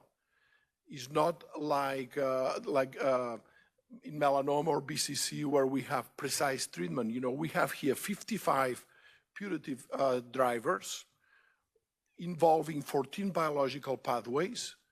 In advanced disease, almost always we have chromosomal gains or losses, often in the common genes like TP53, P10. But early on, there are many, many single nuclear base mutations which are very difficult to target. So systemic therapies, do you guys use, I'm sure this is all dermatology, there are no oncologists here. So systemic therapies, again, you may early on do it yourself, especially when we are working with biologics. Eventually you may need to engage the hem-onc people. Combination therapy, do not forget skin-directed therapy. Biologics preferred, longer remission. A study from Australia showed that chemotherapy, the time to next treatment, less than 4 months, plus you also ablate the immune system. So the more chemotherapy used, the shorter the duration, the less benefit for the patient. The best therapies, interferon, extracorporeal phosphorephysis, and transplant all the immune therapies. Avoid immune suppression, as we mentioned. Partial, we are not curing patients, so a partial response may be very beneficial, especially like radiation for the hands, huge improve to the quality of life of the patient. And also maintenance protocols. Once you get a good result, keep in mind that the disease is going to come back. So maybe intermittent phototherapy, maybe low-dose acitretin, maybe low-dose interferon may help you get to the next stage. And again, here we are talking about advanced disease cases, which is the minority of cases. A very interesting study from a consortium of global cutaneous lymphoma centers showed a wide variation of use of systemic therapies. It's quite impressive how certain therapies like chlorambucil, very commonly used in Europe, practically never in the US. Methotrexate, very common in Europe, practically never in the US. They use a lot more interferon. We use more of the modern therapies like histone deacetylase inhibitors. But one of the main conclusions of this paper is that early use of chemotherapy worse prognosis. So again, very important, keep track of those patients. My favorite choices, biologics, the ones in blue are the ones which are FDA approved for the treatment of mycosis fungoides. I use a lot of pegylated interferon. Sometimes we use gamma interferons, which is very expensive, but pegylated interferon is much better than the old subcutaneous intron. Although there is more myelosuppression and increase of LFTs, the patient is much better tolerated. And I find it very effective, especially when combined with the phototherapy. Bexarotene, remember, that's dose dependent. You may do a low dose in combination with the steroids, but if the patient can tolerate it, we increase and you are going to get better results too. So I know you are not going to make this decision, but if you fail everything, I'm going to explain a little bit how we process what's going to be the systemic therapy to use. Chemotherapy should be guided by the compartment that's affected. What do I mean by that? Even though MF is a cutaneous lymphoma, and often the growth is in the skin, what we call the T compartment. Some patients may be purely nodal, some patients may be primarily blood plus minus erythroderma, and knowing the compartment will guide the next therapy. For instance, we know that brentuximab vedotin works very well for patients with tumor lesions, as it does pralatrexate. For patients who have, on the other hand, blood involvement, brentuximab works horrible, and those patients will benefit from romidepsin or mogamulizumab. Chemotherapies, most of them work very well, but as I was telling you before, I don't like to use them unless I am preparing for a transplant or something like that.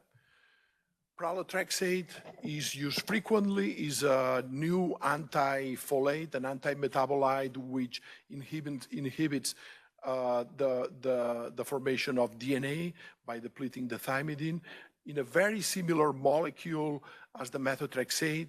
It's well tolerated. The main side effect, oral mucositis, which we pretty much subside by reducing the dose with very good effect. So skin and lymph node, it works very well.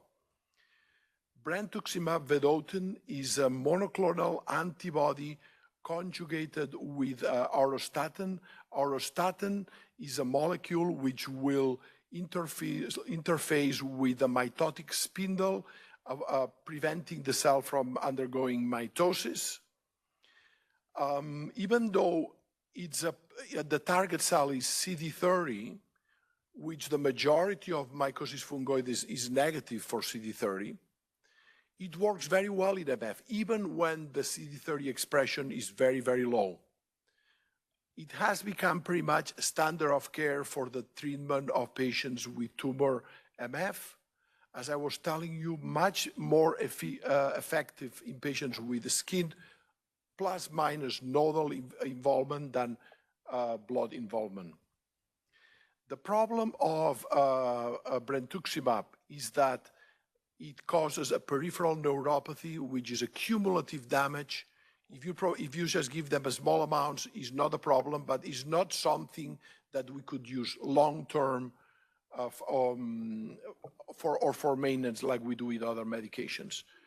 There is some evidence that combining BV with pembrolizumab is going to result in very good responses. There are also new strategies to tackle CD30, mostly now applied to Hodgkin's lymphoma or anaplastic large cell lymphoma, which are characterized by a strong expression of CD30, particularly the bispecific antibody AFM13, which binds not only the tumor cells, but also activates the macrophage to become more phagocytizing and more cytokine prone. So this involvement of the microenvironment is becoming a very important strategy for when we talk about new therapies. For instance, tumor cells in mycosis fungoides express the molecule CD47, which is called the do not eat me. And those cells that express CD47 cannot be phagocytized by macrophages. So by targeting CD47 or the ligand SIRP-alpha, a Trillium, or the Weissman lab in Stanford, they have developed two drugs, magrolimab and TTL621, which are very promising, although magrolimab has been now withdrawn hold by the FDA because there were some deaths in AML trials. But this may be a new strategy for the future. Pembrolizumab, we are now using it more and more, a response rate of about 38%. Some patients with very exceptional and long remissions. Unfortunately, we find that rarely we have patients like this one here who have hyperprogression. So hyperprogression is something that we don't know yet which ones of the patients, but tumor cells of MF are strongly expressed PD-1. We know that when they become very aggressive, sometimes they acquire mutations of the PD-1 gene. And this is becoming a good target for our patients, especially perhaps with combination with other therapies like radiation or BV. Other checkpoint inhibitors are not working as well.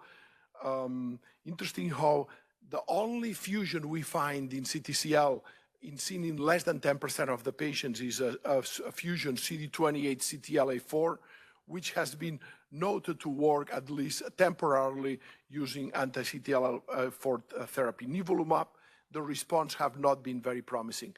I wanted to show you a patient with neurolymphomatosis, so involvement of lymphoma of the CNS and with involvement of the CNS with the tumor cells, which responded incredibly well post-allo transplant, had relapse, and this responded very well to pembrolizumab.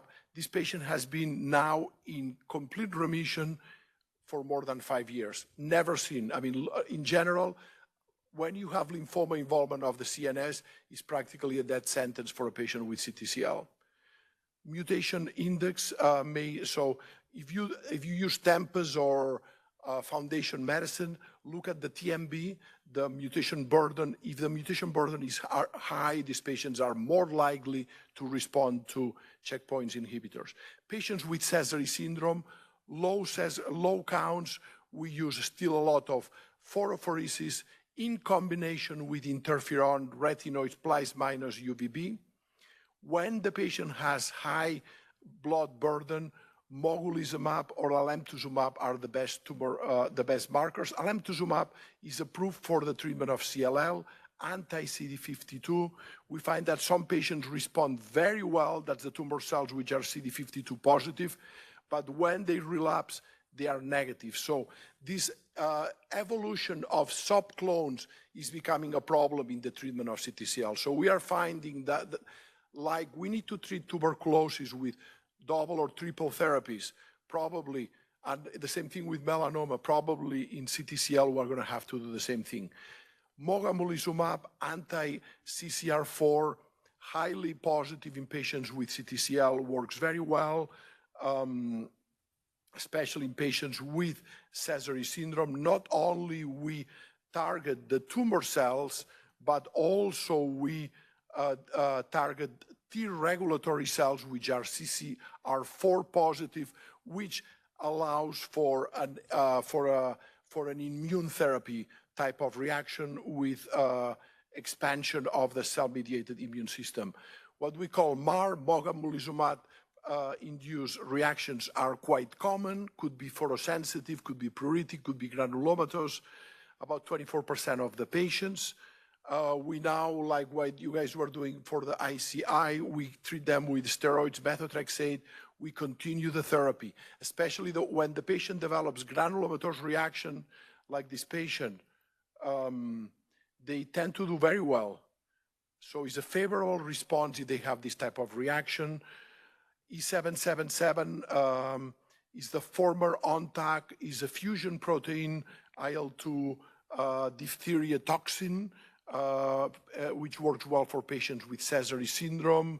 Lacutumab, actually those are on trial. I'm not going to spend too much time, but lacutumab is also on trial, a neoantigen, a killer cell family, a CD158 positive, also very promising for patients with Sézary syndrome.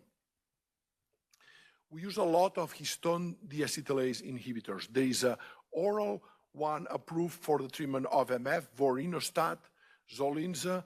I do not use it at all because the response rates are very low. The patients do not like the side effects. Romidepsin works well, and a beautiful aspect of romidepsin is that not only you get good response, but also we can do maintenance therapy with one infusion per month, one infusion every couple of months to maintain the good results. I've had patients who've been on remission for many, many years with intermittent exposure. We know that patients with Sézary syndrome are prone to staph infection. We know that staph infection will accelerate the disease. That's a big problem. So you guys dermatologists, you know better than anybody how to treat impetigo, how to reduce the colonies with Clorox baths. So very important to give antibiotics to those patients. There is ample evidence that Staph aureus amplifies the growth of the tumor cells, and at the same time, it depletes the cell-mediated immune system. We also know that the most common V-beta family, so the T-cell receptor has about 45 V-beta families. The one that's more commonly overrepresented in CTCL is V-beta 2, which is the super antigen site for Staph aureus. We now have the Yale people, Michael Girard is working on some monoclonal antibodies and CAR-T therapy targeting V-beta 2. We noted a few years ago how patients given dupilumab for eczema would present to our clinic with pretty aggressive tumoral mycosis fungoides. We initially reported 7 cases. Since then, I've seen more than a dozen. Have you guys seen any cases of MF triggered or accelerated by dupilumab? Not too many cases, but I'll tell you, if you are going to give dupilumab for a patient with an atypical presentation of quote-unquote atopy, what do I mean by atypical? Adult onset, no family of atopic diathesis, no intertriginous area of involvement. at least do me a favor, take a biopsy. Take a biopsy because if you find a clone, if you find abnormal cells, you may want to be careful. I've seen many, many cases is a real problem. So I think IL-13 is the most important growth factor in CTCL. It may be an important alternative for us, against those targeting IL-13 directly with tralokinumab or lebrikizumab. Allogeneic stem cell transplantation is the best, is the only cure possible we have now for our patients. This meta-analysis shows that a response rate in 3 years of 40% on patients who, they had practically no options. So allogeneic stem cell transplant works very well. Relapse is very common, but donor lymphocyte infusion, a new infusion of the donor cells, tends to take care of the problem. GVHD is a problem, but now we've learned how to treat it very well. I'm just going to I just wanted to show you this patient had non-ablative transplant more than 20 years ago. Early on, developed a mild flare with patches. She's been in complete remission now for 20 years. There are many more options in the future. I just wanted to finally perhaps mention to you, what about JAK inhibitors? There is some literature that JAK inhibitors may help. Most CTCL cases have activation of the JAK-STAT pathway. It may block polarization of M2 cells. It may help with the pruritus. The 2 studies done by the Sloan Memorial group in New York have shown very modest results. As a matter of fact, there are reports of also recurrence or tumor transformation with JAK inhibitors. I've seen one case already, so I'm a little leery about trying JAK2 inhibitors, with the exception of cytotoxic lymphomas. Gamma delta lymphomas have high JAK-STAT activation. What's called Burtis lymphomas, the CD8 epidermotropic, practically all of them have JAK2 fusions amenable for JAK2 therapy. This is a case we saw referred, it's from Miami, but we saw it at Northwestern, the pathology. This elderly patient had p-STAT3, a strong expression, which tells you that there is JAK-STAT acceleration. And we treated the patient with ruxolitinib. A very initial response. The patient unfortunately died shortly after and acquired a mutation that provided resistance. But ruxolitinib has been reported to work very well for subcutaneous panniculitic T-cell lymphomas.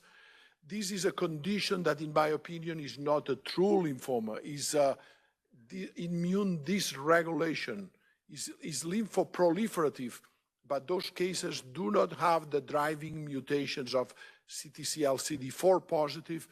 Those patients are the exception of cutaneous lymphomas that responds very well to cyclosporine. The only time I give cyclosporins to my patients is SPTCL. But again, JAK2 inhibitors may work like it works methotrexate and other stuff. So in summary, I showed you how CTCL is not just one disease. Many clinical presentations, many potential drivers. We are in need of a silver bullet, which hopefully one of these days will appear. Very important for you guys to maintain involvement with this patient. Make sure they don't get infected. Make sure you always push for skin-directed therapies and biologics. And again, I showed you how we are aiming for ablative therapies that prevent or improve the microenvironment, the cell-mediated immune system. I've showed you how the new allogeneic non-myeloablative techniques are working quite well, and we are sequencing, hopefully, to learn more about this condition. Thank you all for your attention. Questions for Dr. Guittard?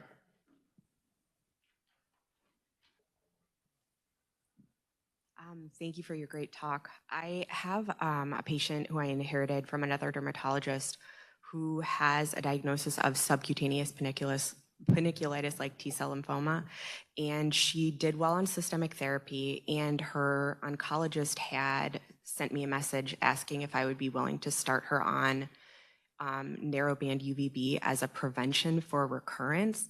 And for me, that mechanism didn't really make much sense. So I told her that, but is there anything else that you would recommend, like PUVA or anything like that, that might be more efficacious? Was your patient, did your patient have hemophagocytosis at all? No. No hemophagocytosis, just a few skin lesions? So I didn't see her at the time of the initial diagnosis, but I reviewed the punch biopsy and there was no epidermal or dermal involvement. I think she did have pretty extensive subcutaneous disease clinically, but I didn't see her at that time. My approach for SPTCL, if they have any, so you check ferritin for all your patients. If the ferritin is high, cyclosporin, cyclosporin, cyclosporin. Sometimes we have to go to a high transplant dose, like more than 10 milligrams per kilo. It works. I mean, I've seen maybe a dozen cases. It works always, in my experience. If the patient does not have any signs of HLH, methotrexate works very well. Bexarotene works very well, or try a JAK2 inhibitor. But I don't think phototherapy makes any sense for those patients. Yeah. And I'll tell you, once they are in remission, just do nothing. Just follow. Yeah, just to your point, within the past 3 years, I've had 2 patients with subcutaneous paniculitis, like T-cell lymphoma, that I've treated with cyclosporin, I think 3 to 4 mg per kg, so not even very high. Remarkable response. Both of them over time, we've been able to wean off of cyclosporin without recurrence. So I think that is an important point. Yeah. I was intrigued by your comment regarding, patients that were started on chemotherapy earlier seem to have worse outcomes. And for the last 6 years, I've been taking care of a gentleman who presented very healthy in his 60s, got back from a ski trip with very large tumors on his skin that were ulcerated, and they were large cell transformed. Because he's healthy and has a busy job, he decided that he did not want to pursue any advanced treatment. So I've just been managing him on Bexarotene, narrowband UVB, and then he gets some localized radiation to tumors.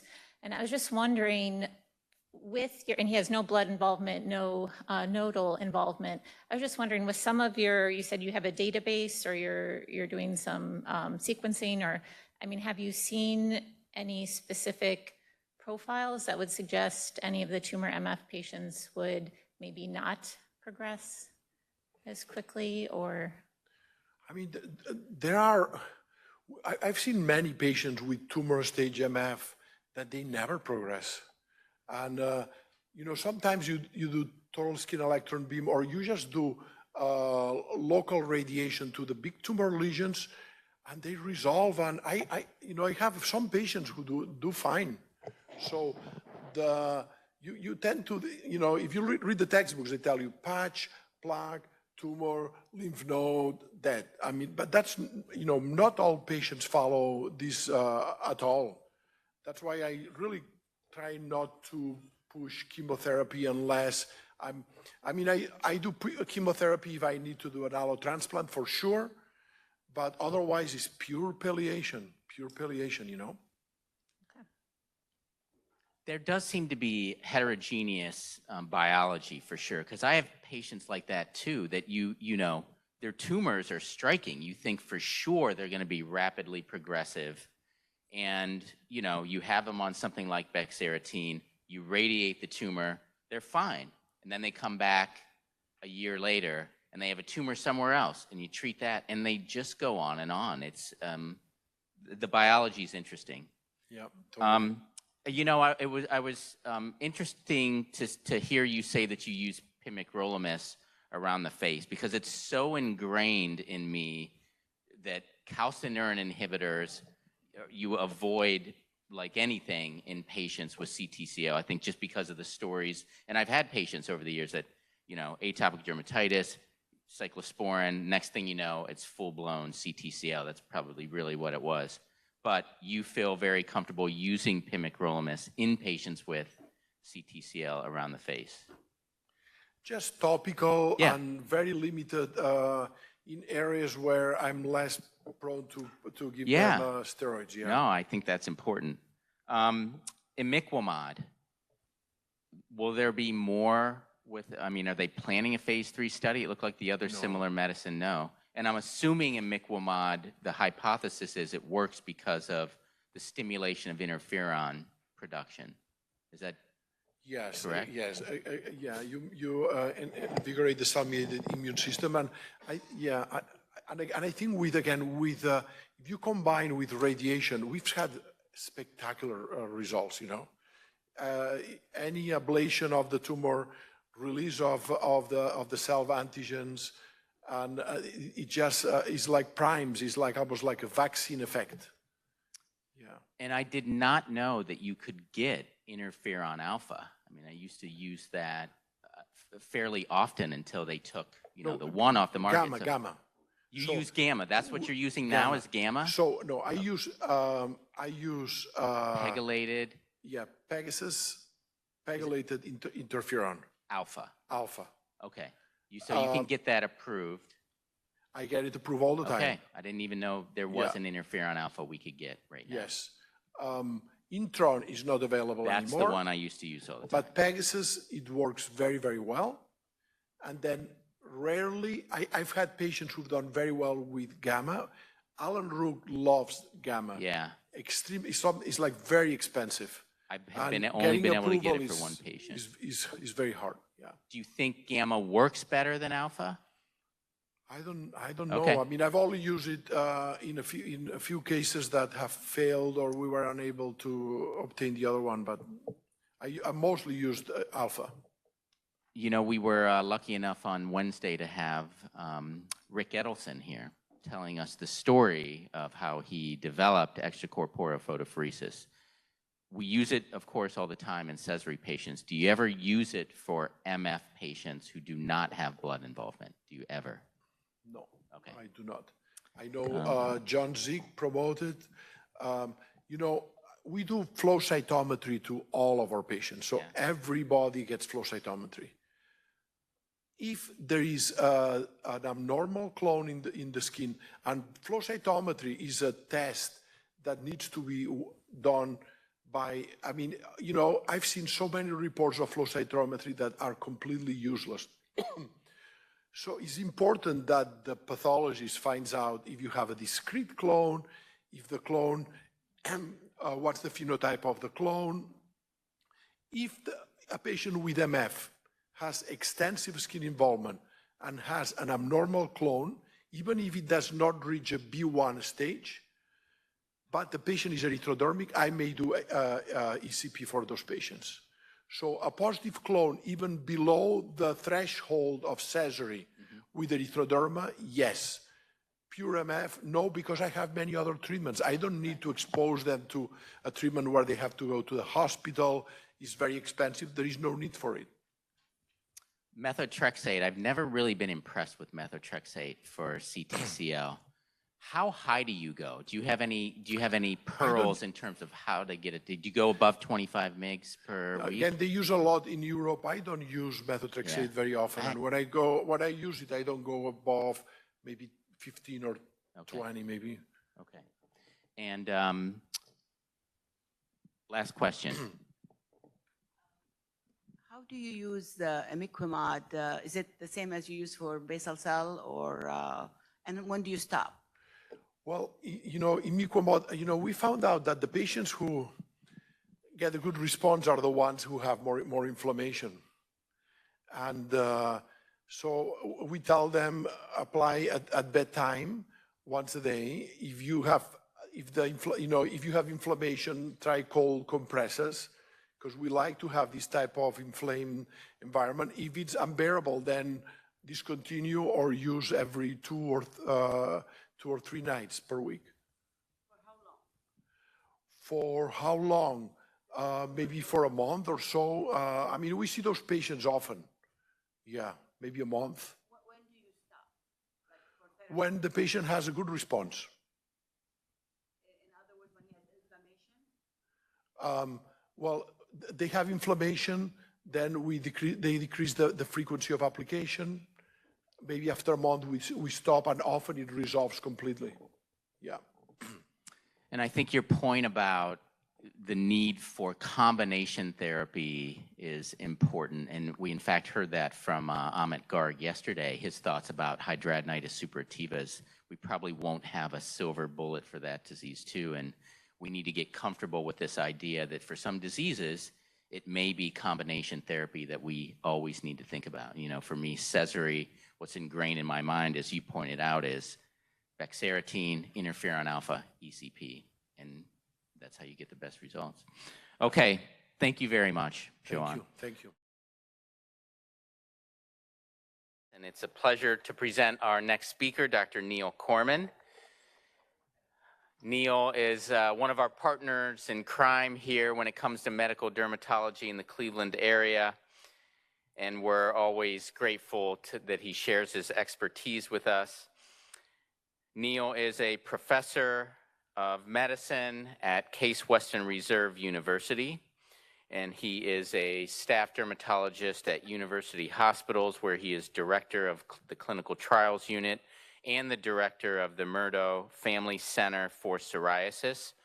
Neil is extremely well known for his research across numerous immune-mediated diseases, including psoriasis and autoimmune blistering diseases. And he's going to talk to us today about an update in the treatment of autoimmune bullous diseases. Neil.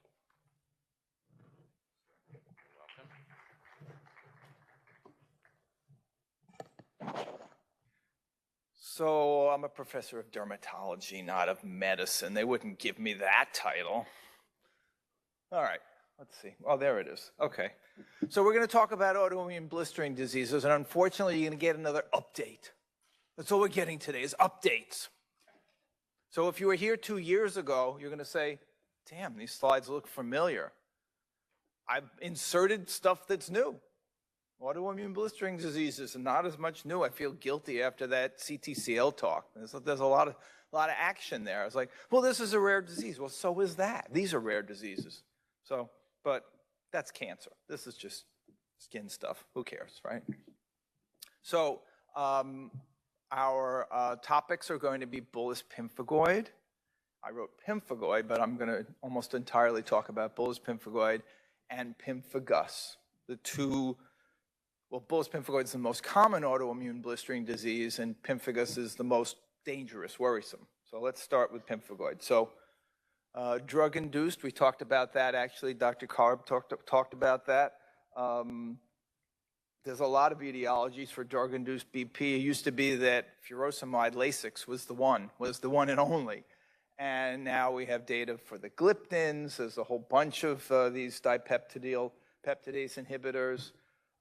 And data demonstrating that this can happen. So it's important when you're taking a history to say, what drugs are you on? What's new? What is that? What is that drug? Because you're not going to necessarily know all the names, right? They're going to tell you it's the blue pill anyway, so you'll never learn the name. Checkpoint inhibitors, Dr. Korb talked about that. And what they do is they cause an augmented tumor response, but they can lead to lots and lots of immune-mediated disease, not just skin disease. She didn't focus on all the other stuff, but she certainly alluded to it. Showed that nice picture of the body, you know. I tend to think of the skin as, from the standpoint of George Carlin. He says that the purpose of the skin is to prevent all your organs from falling out when you walk down the street, okay? So we do have an important role as dermatologists. We should not forget that. But here's the point 3 is one that I was making as a questioner, that it's an important toxicity that may be difficult for the treating oncologist to understand, and we need to talk to them. So I think I beat that point across pretty well. There's guidelines from the American Society of Clinical Oncology that talks about, you know, is it mild, moderate, or severe, and what's appropriate. And I was surprised to hear about that, the oncologist that didn't want a patient on rituximab or mycophenolate. My experience is oncologists, like whenever I call them all the time, I interact with them, send them messages, I want to do this, and they go, yeah, sure. Yeah, sure. Yeah, sure. I've never had an oncologist say no to me. They're oncologists. They're treating people who have the side effect of maybe they're going to die. And so they're kind of like, well, you know, if their tumor gets worse, I'll treat them. That's been my biased opinion of how oncologists approach the world. But so I got enlightened today. All right. This is just to throw in a little non-treatment stuff. This is an outcome study, a retrospective study from 2 French centers. So France is the place, if you're interested in studying the bullous pemphigoid, go live in France for 5 or 10 years and you can become an expert there. They have this amazing system of that coordinates all the hospitals, and they've done almost all of the major studies in pemphigus and pemphigoid. So they subdivided BP patients into 3 groups. Group 1, a little over half of them were older and they had milder disease, and they were more likely to have non-bullous disease, you know, like BP can actually present as just plain pruritus, right? So you have a 80-year-old and they have pruritus and there's nothing going on, your exam is negative, and maybe you see some scratches, some excoriations. Okay, fine, so you've got pruritus with unknown etiology. That could easily be bullous pemphigoid. You should certainly do a direct immunofluorescence, at least, if not serum studies for let's see, what's that stuff called? I'm 68, so I forget things. Bullous pemphigoid antigens, the ELISA study. See, there it is. It comes back. Sometimes it comes back faster than that. Sometimes it doesn't come back at all. And I thank you for not, prompting me. I appreciate that. Okay, so older with milder disease, and more likely to have non-bullous disease. That's where I was going. So I was saying pruritus, unknown etiology, or just urticarial lesions, right? But no blisters. They were less likely to have concurrent mucosal disease, although the standard BP patient doesn't have mucosal disease.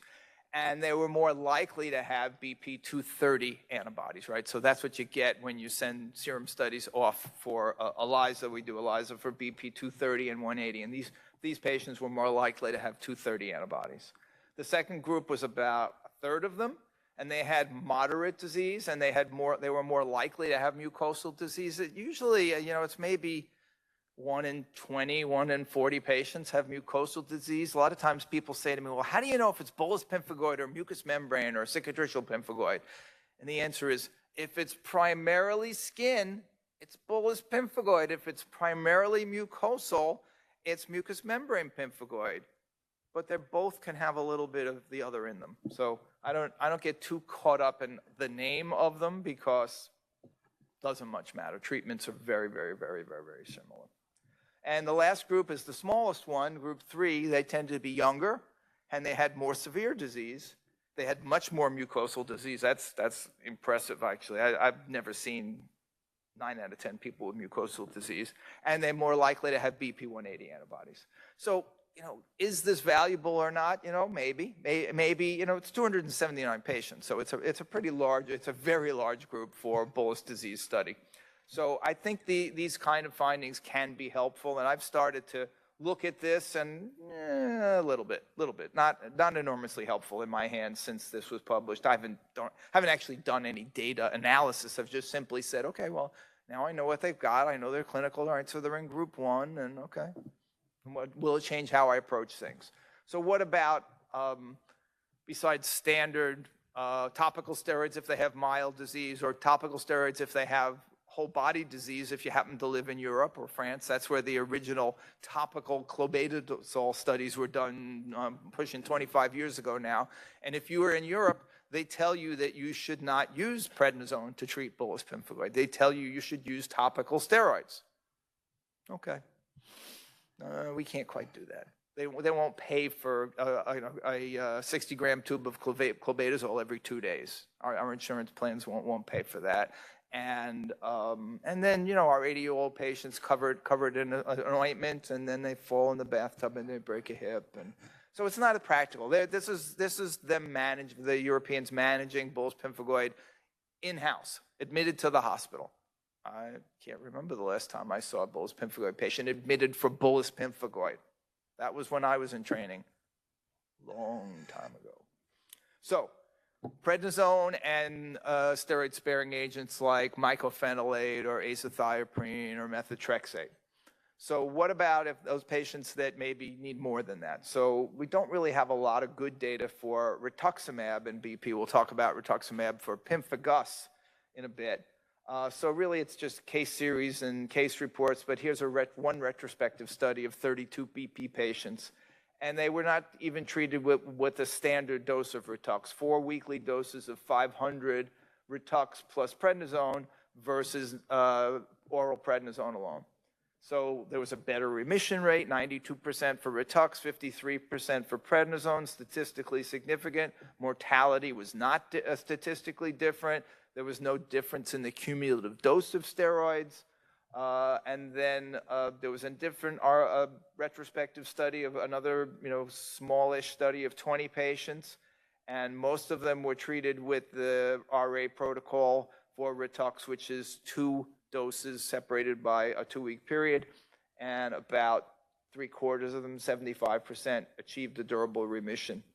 And there were no Ritux-related deaths. So early data suggested that Ritux was pretty dangerous and that people were dying from it. But more recent studies, and you'll see the French study of pemphigus does not support that. What about IVIG? This is a study from several years ago from Japan. 56 BP patients who had failed prednisone at a little less, more than 0.4 milligrams per kilogram, and half received 5 days of IVIG at the standard dose of 2 milligrams per kilogram, and half received placebo.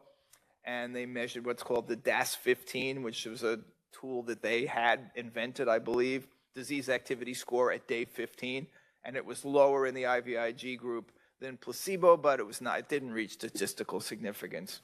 But they did see that the patients who had the most horrific disease with this DAS score of over 40, they had just squeaked by less than 0.05, 0.046 between the IVIG and the placebo group. So we do it sometimes, but we don't always have the data to support it. So this is this guy up in Boston, Razak Ahmed, and he's notorious for many reasons.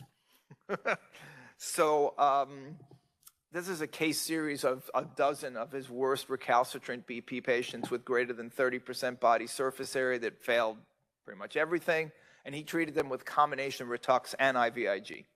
And he got a complete clinical remission in about 4.5 months and was able to successfully taper most else of the systemics within another 6 months or so. And most of them, 10 out of 12, had no recurrences. 2 had recurrences that were managed with Ritux over a follow-up. No infections, no hospitalizations, no deaths. 12 patients. What about omalizumab? We were talking about that earlier. So these patients usually have elevated IgE, and in fact, serum IgE, and in fact, they have deposits of IgE at the basement membrane. But, I mean, this is a study, so I stopped reading immunofluorescence until when we got new EPIC, and I had to be trained for 3 different things. First, clinical work. Well, I'm going to keep that finger up for good reason. First, clinical work, then my clinical research work, and then I said, no, I'm not training for DermPath also. I need, like about 30 seconds to be trained. So I stopped doing immunofluorescence. But when I was doing immunofluorescence, the standard panel for immunofluorescence for antibodies is IgG, IgM, IgA, C3, and fibrinogen. IgE is not on there. So we wouldn't know if we had a patient with IgE. And you could certainly buy a fluorescein-tagged IgE antibody, but its relevance to patient care is low, so nobody does it. Omalizumab, by the way, is a humanized monoclonal antibody that binds to IgE and its receptors, and it's approved for urticaria, asthma, and now it's making its way into bullous pemphigoid. So this is a retrospective study of France again, 100 patients with BP who had failed 1 or more standard therapies, and they got omalizumab at standard dosing. And they got complete remission in 3/4 of the patients and a partial remission in another 9%.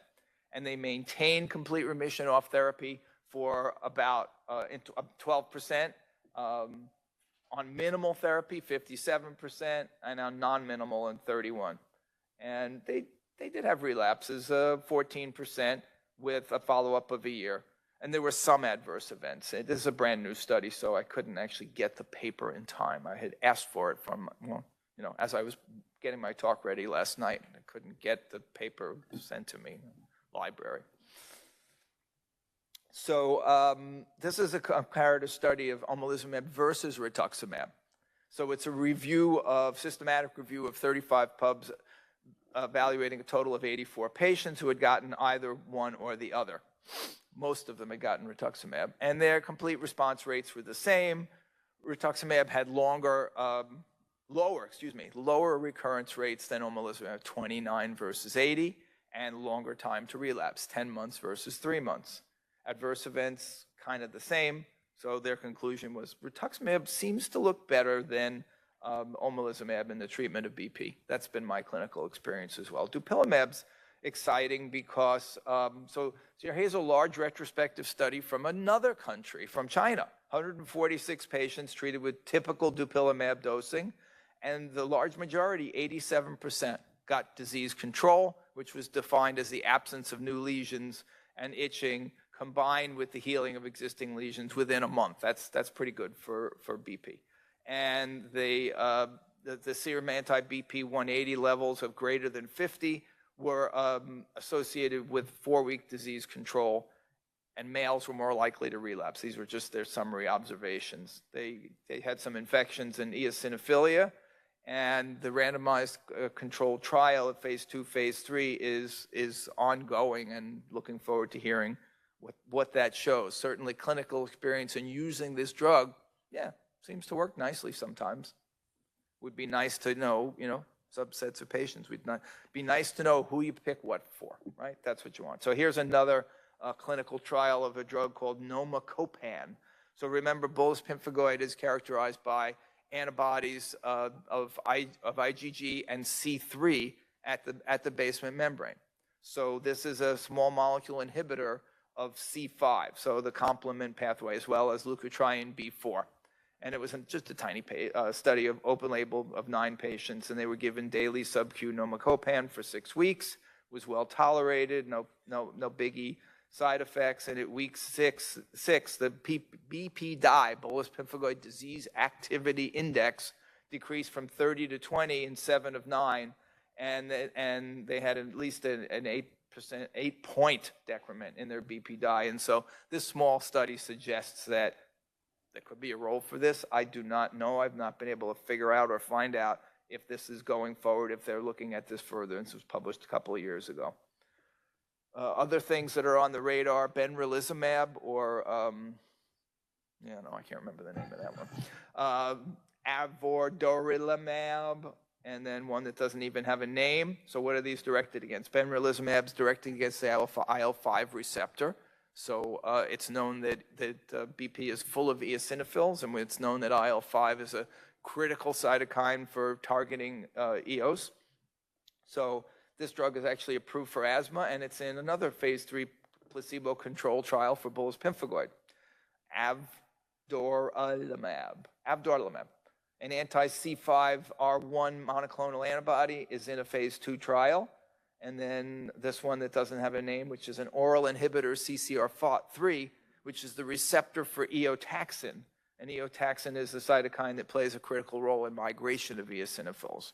And levels of eotaxin are elevated both in the skin and the blood. So this one makes a lot of sense. There was actually another bullous pemphigoid trial of a different drug that targeted eotaxin that died because it was at a small company, and the small company couldn't get enough money to keep it going. The last one that I just learned about is ustekinumab, which is the IL-12/23 blocker that we use for psoriasis, psoriatic arthritis, and it's in a phase 2 clinical trial somewhere in Europe, I think. I can't remember. And there's many other mechanisms of action. Case reports of the IL-17 blockers, secukinumab and ixekizumab, and the IL-23 blocker, tildrakizumab, the JAK inhibitors, all of these, there's case reports of. I'm not aware of any of these that are going forward in clinical trials. I think I might have run through bullous pemphigoid. I have no idea how much time I have. Oh, this thing is targeted for 30 minutes? Okay, that means I've already talked too much. Pemphigus, quick, let's go. Rituximab. So it's a monoclonal antibody directed against CD20. CD20 is found on all pre-B cells as well as mature antibody-producing B cells. And it leads to the transient depletion of normal and pathogenic B cells. It was approved in 97 for lymphoma, so it's been around for 28 years for lymphoma, 2006 for rheumatoid arthritis, and in 2018 for pemphigus vulgaris. So this is the big French study of rituximab and steroids versus steroids alone in pemphigus. The patients were randomly assigned to either, and the prednisone dose was 1 milligram per kilogram for a year if patients had so-called mild disease, and it was 1.5 milligrams per kilogram per day for a year and a half for those who had severe disease. Ritux was 1 gram times 2 at baseline, and then they got 0.5 gram of Ritux at month 12 and another 0.5 gram at month 18. And then they added prednisone at differing doses depending on if patients had mild or severe disease. 90 patients were enrolled, 46 in the Ritux plus steroid arm, 44 in the steroid alone arm. Patients had lost weight. Why do they lose weight? Well, they erode their mouth and they don't eat. That's a good reason to lose weight. So that shows you how severe their disease was. They had lost almost 7 kilograms in the 70 patients who had oral disease. So here's just a little minor pemphigus, right? Nothing to write home about. Oh my God. Thank God I don't think I've ever seen somebody with that level of severity of disease on their trunk. And I think those pictures, the other pictures of the butt and the chest are not taken at the same time. So it's the two treatment groups were well balanced in many ways, but not all. They were balanced for age and whether they're vulgaris or foliaceous and their quality of life scores, but their PDAI scores, pemphigus disease activity index scores, were higher in the patients who got the standard corticosteroid regimen. So they adjusted the primary endpoint to equalize the two groups for the baseline PDAI to allow them to form some information. So here's the data, here's the endpoint. 2 years after starting the study, the rate of complete remission for all 90 patients off all treatment for a couple of months, 89% in the Ritux plus prednisone group, 34% in the prednisone alone group. 2 years after starting the rate of complete remission specifically for the PV only patients, 74 of them, basically the same. 89% is the same result for Ritux, and prednisone alone was a little worse. And this was a paper published in 2017, very impressive that in 2018 the United States FDA approved this drug. And this is a picture of cumulative dose of prednisone, showing that the Ritux patients had about 6.1 grams of prednisone cumulatively, whereas the prednisone alone group had just about 3 times as much prednisone that they took. So putting them on Ritux helped us to minimize their dose of steroid. Very important because of all the horrible side effects of steroids that we're well aware of. So what about discontinuations? Ritux plus prednisone group, there were 2. Ooh, 2. I like that. One was for pregnancy, one was for flare. In the prednisone alone group, there were 12. And treatment inefficacy relapse, 4 of them, and then severe prednisone side effects, 8 of them. Deaths, none. 9 to 3 deaths were expected based upon the observed 10 to 15% 2-year mortality rate in the UK and France. That's retrospective data. But it turns out that 8 of the 12 patients who got out of the prednisone-only arm were then given rituximab in follow-up, which probably allowed them to get off steroids faster and perhaps helps to explain their 0% death rate. So is there a best time to give Ritux? So this is a retrospective study of under 1,000 patients, 999 PV patients who got Ritux either as first line or after conventional therapies. And there were 3 subtypes of patients that had more infections when Ritux was used after. The patients who had skin and mucous membrane involvement, smokers, current or previous, and patients who also had lung disease. And so these findings certainly support the concept that Ritux should be first-line therapy in PV, and that's absolutely how I use it. I pretty much give Ritux to almost every pemphigus patient that I see these days.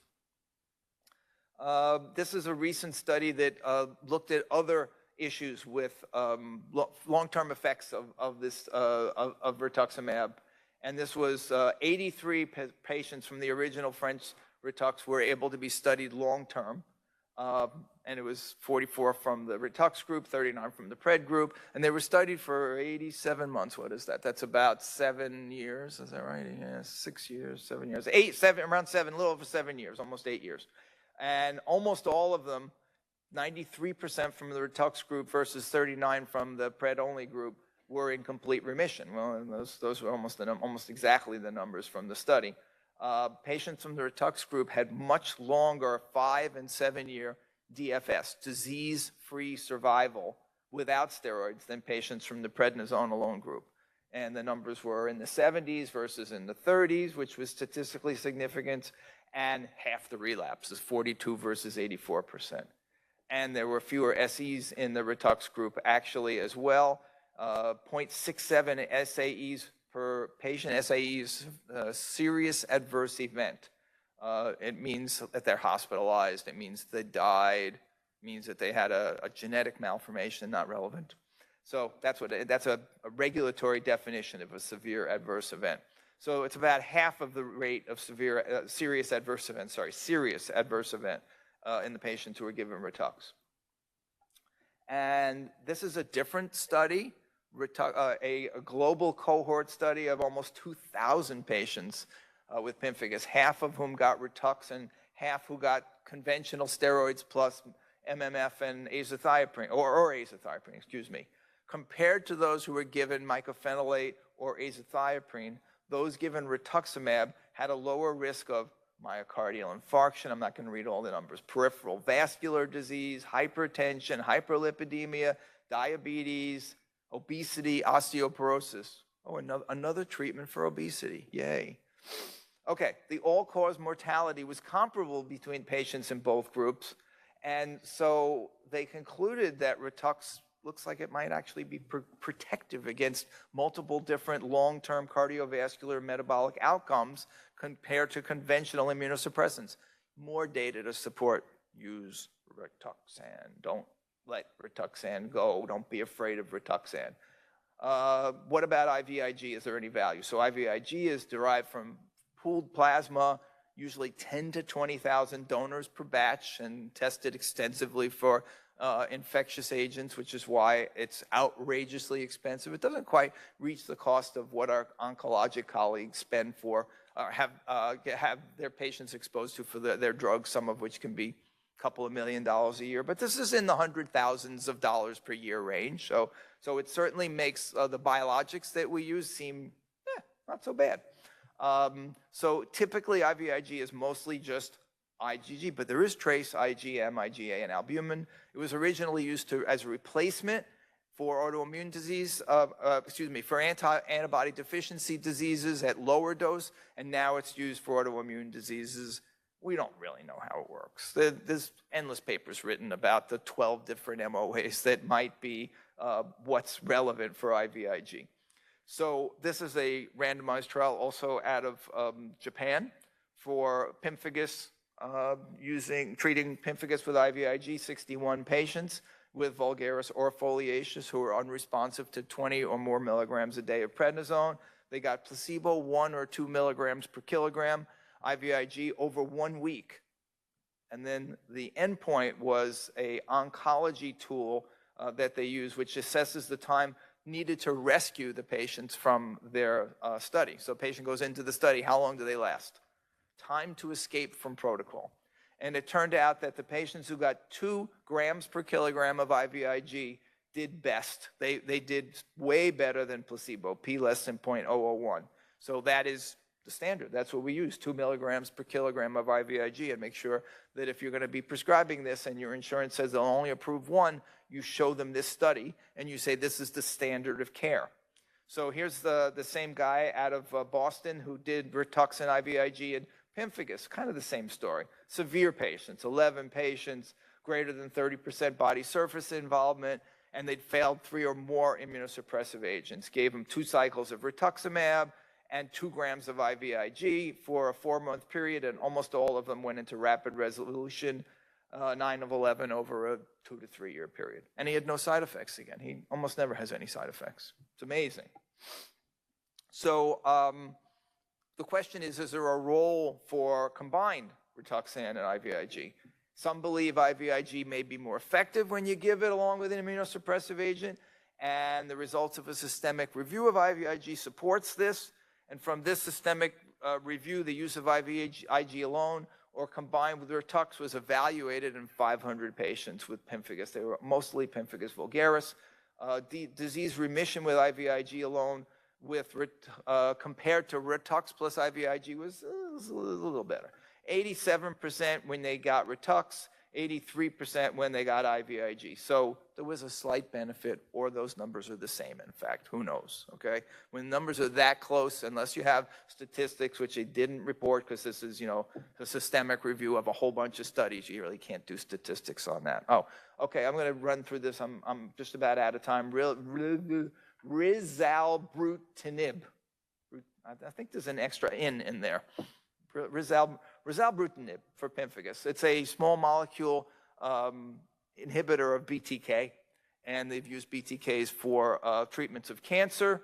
And so in a small trial of 27 patients with pemphigus were treated with rizalbrutinib, there it's spelled right, for 12 weeks. And the primary endpoint was control of disease activity.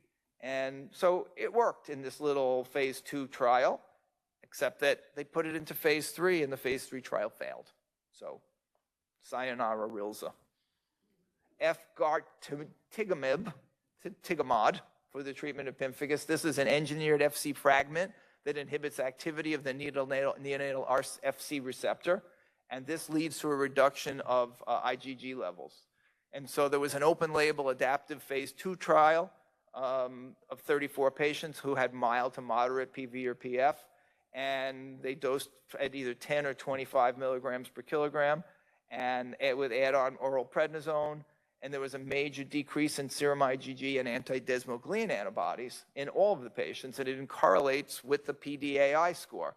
And so it looked pretty good here. And so these were the promising phase 2 results, and there's now a phase 3 program going on.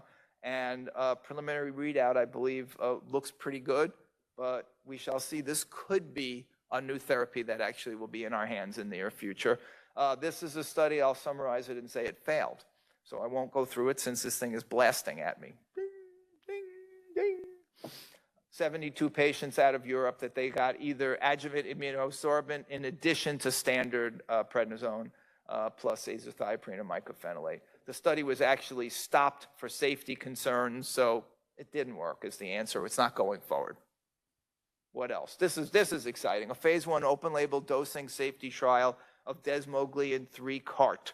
So CART is this new therapy that has revolutionized the treatment of certain hematologic malignancies, so it's very exciting to see it in an autoimmune skin disease.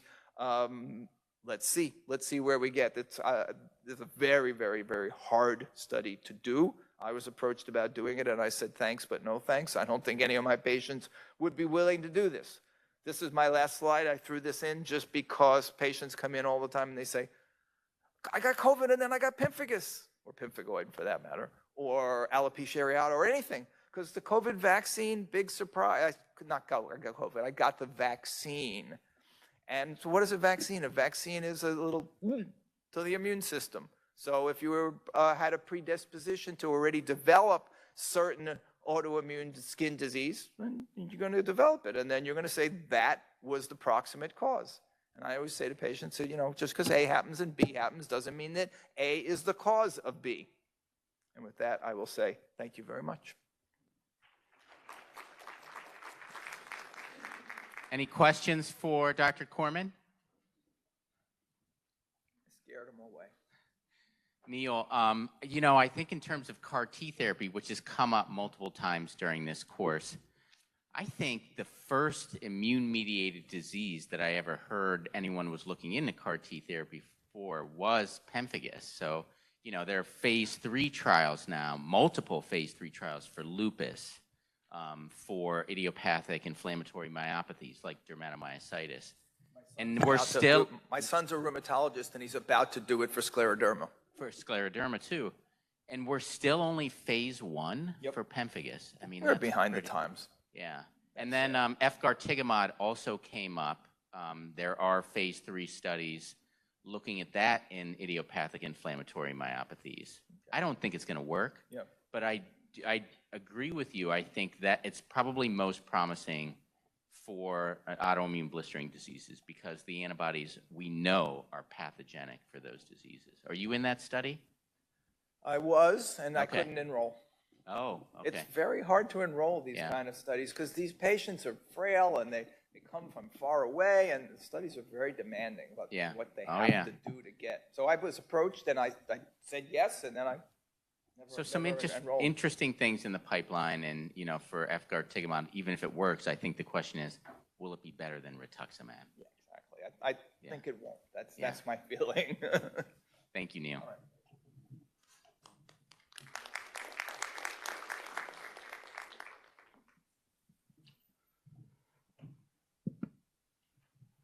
It's a pleasure to introduce our next speaker, Dr. Christine Warren. Dr. Warren joined Cleveland Clinic as a staff physician in 2013, and she is currently the Associate Dean for Admissions and Student Affairs at the Cleveland Clinic Lerner College of Medicine of Case Western Reserve University, as well as an Associate Professor of Dermatology in the medical school.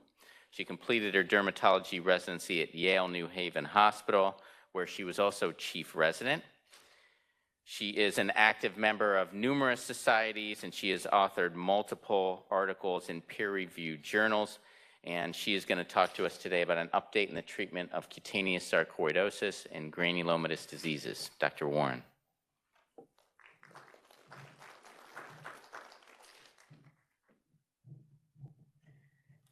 Thank you, Tony. And if you will reset my timer so I make sure I don't run over. Thank you, Tony, for having me. I've really enjoyed this conference. It's given me an opportunity to connect with some old friends from Yale. So great to see Dr. Edelson. And the fun part about being in dermatology is it's so small. So as you go forward in your career, and those who are further into your career, it's just so lovely to reconnect and see people making discoveries as you move forward together. So Tony asked me to talk today about cutaneous sarcoidosis and other granulomatous diseases. My only disclosure is I'm a co-author for photodynamic therapy section of Up to Date, and I will be talking briefly about that today. When we go through the next 30 minutes or so, it has been an exciting time actually for cutaneous granulomatous diseases. There's been some new discoveries regarding the pathophysiology.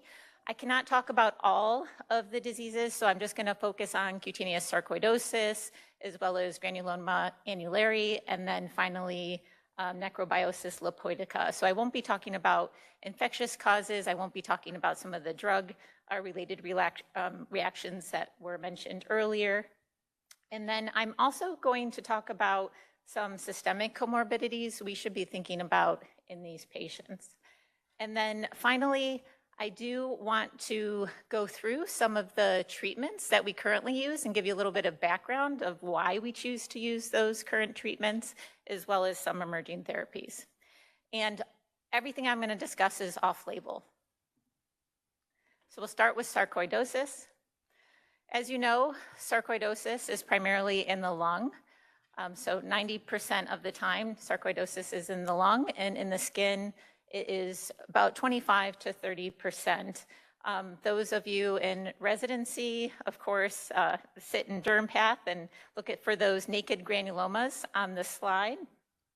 But the skin manifestations are very variable. We know this is another great mimicker, sarcoidosis, syphilis, And so you are going to be sent a lot of patients from your colleagues, possibly in pulmonology or in ophthalmology, who are wondering if their patient has sarcoidosis. They don't want to do an invasive procedure. If there's something on their skin that we can help out, make this diagnosis for them. So if you do get sent patients with this question, please don't hesitate to biopsy.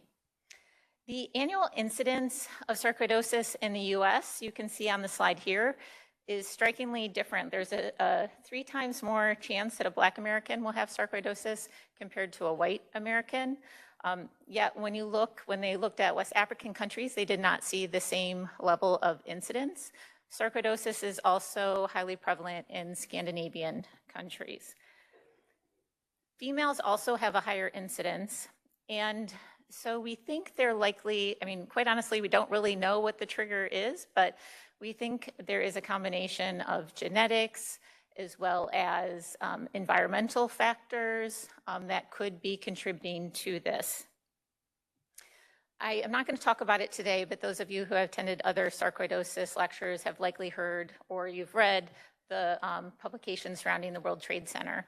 And for the individuals registered who were working at the pile, there was an increase in sarcoidosis found in those patients. So that goes to these environmental exposures and what do they contribute to this disease.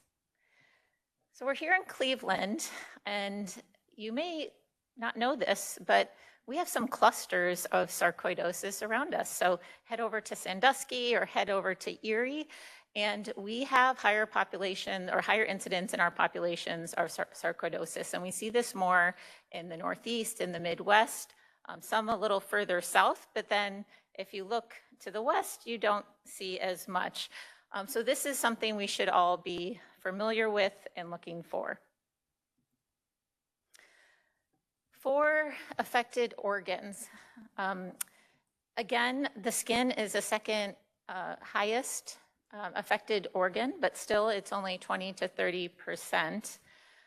And then the rest of the list here, you need to think about this when you're seeing your patients, because we can treat them, but we also have to make sure that we're optimizing their care. So listed here, of course, you're going to do a thorough history, ask about any symptoms. Do recommend chest x-ray pulmonary function test. Yes, you can work with pulmonology for this.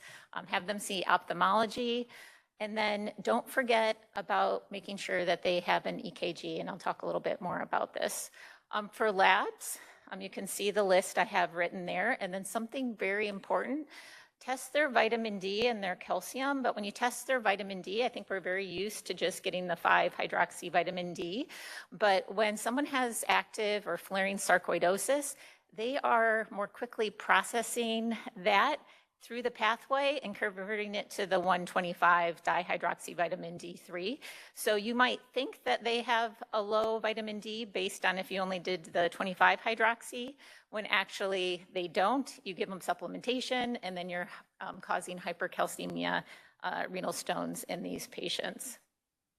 And then consult, specialists. Please, share these patients with others.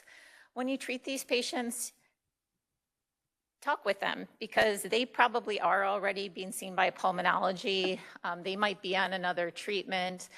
Of course, the lungs are important, and we really need to work closely with other specialists to make sure that anything we're doing is not counteracting or impairing them to be able to have those other treatments. So you do want to make sure that your treatment is geared towards the most severely impacted organ, but we can do a lot for the patients and listen to them and their goals. We might look at them and say, oh, well, I can do this, this, and this, and try to melt away your sarcoidal lesions, but they might not actually be interested in that, or they might be concerned about some side effects, or they might be very motivated and be willing to take a few more risks in order to clear their skin. And then this is a stubborn disease. So when you start them on a treatment, tell them from the beginning, we're going to have to give this 3 months, a 3-month go before we decide to switch therapies. So I believe this was done at Brigham, but they actually they looked back at what their physicians were ordering for their sarcoidosis patients or what kind of consultations they had had. And they saw, unfortunately, that they were not evaluating for cardiac sarcoidosis as often as they should. And Misha Rosenbach, who of course talks often about sarcoidosis, he'll tell stories about he'll give a lecture and talk about this, and then someone will text him and say that they, did a test on their sarcoidosis patient and they discovered that they did have a heart block or something that urgently needed to be addressed. So please do not forget to do that, because 13 to 25% of sarcoidosis-related deaths in the U.S. Are from cardiac involvement. And then when you see a patient with skin involvement, over 50% of the time, they're going to have another organ system involved. So don't hesitate to do that full workup.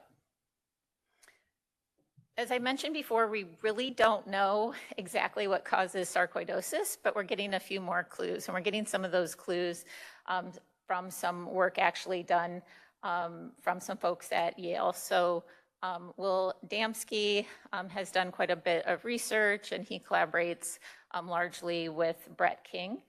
But we do believe that there is a strong signaling through the STAT-JAK pathway, high levels of interferon gamma and TNF alpha that could be playing key roles in sarcoidosis, and I'll talk more about this. But we don't really know what the antigen is that's being kind of gobbled up and then starting this cascade that leads to macrophage activation. So I outlined here our current approach to cutaneous sarcoidosis, where we'll see a patient, and we don't just have to be doing the local therapies, but usually we're doing a combination of things where we'll use a high topical steroid such as clobetasol or halobedasol. If it's in a more sensitive area on the face, we might use some topical tacrolimus.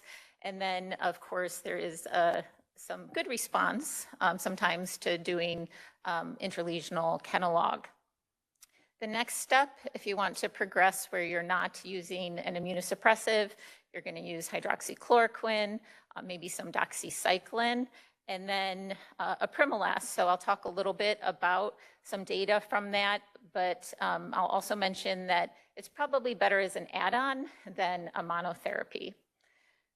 Next step would be more immunosuppressive. So prednisone is the only FDA-approved, or one of the only FDA-approved, I should say, because there is one other. But so prednisone for pulmonary sarcoidosis is the only FDA-approved treatment. But we do sometimes use these in terms to cool things off and taper, but that's not ideal because it comes right back. Methotrexate, we use at doses of 6.5 to 25 mg per week. And lupus pernio. Lupus pernio is where, and I showed it on the first slide, where there is involvement of cutaneous sarcoidosis on the nose, usually going around the alar rim. And this is a very recalcitrant. It often needs aggressive treatment. So these patients often are going to need TNF alpha inhibitors. And what's important with those patients too in terms of workup, so those patients have a highly likelihood of having upper aerodigestive involvement, as well as can have pretty severe arthropathy in bone involvement in the fingers and toes. And then emerging and promising, we have some small series or case reports on JAK inhibitors. So our friend Jeff Callan, who often presents at and comes to our meetings, or we have seen present on sarcoidosis and talk about hydroxychloroquine. So this is his paper in 1990, where he talked about the use of hydroxychloroquine for sarcoidal granulomas. And they just had 14 patients. They did see in 12 patients a complete response in 4 to 12 weeks, which I think is tremendously impressive. 3 with a partial response, and then 2 that had no response. And what they did say is what to expect is when it flattens, or that kind of induration or plaque goes away, there is going to be some lingering hyperpigmentation there. Tetracycline. So a lot of the studies are using minocycline.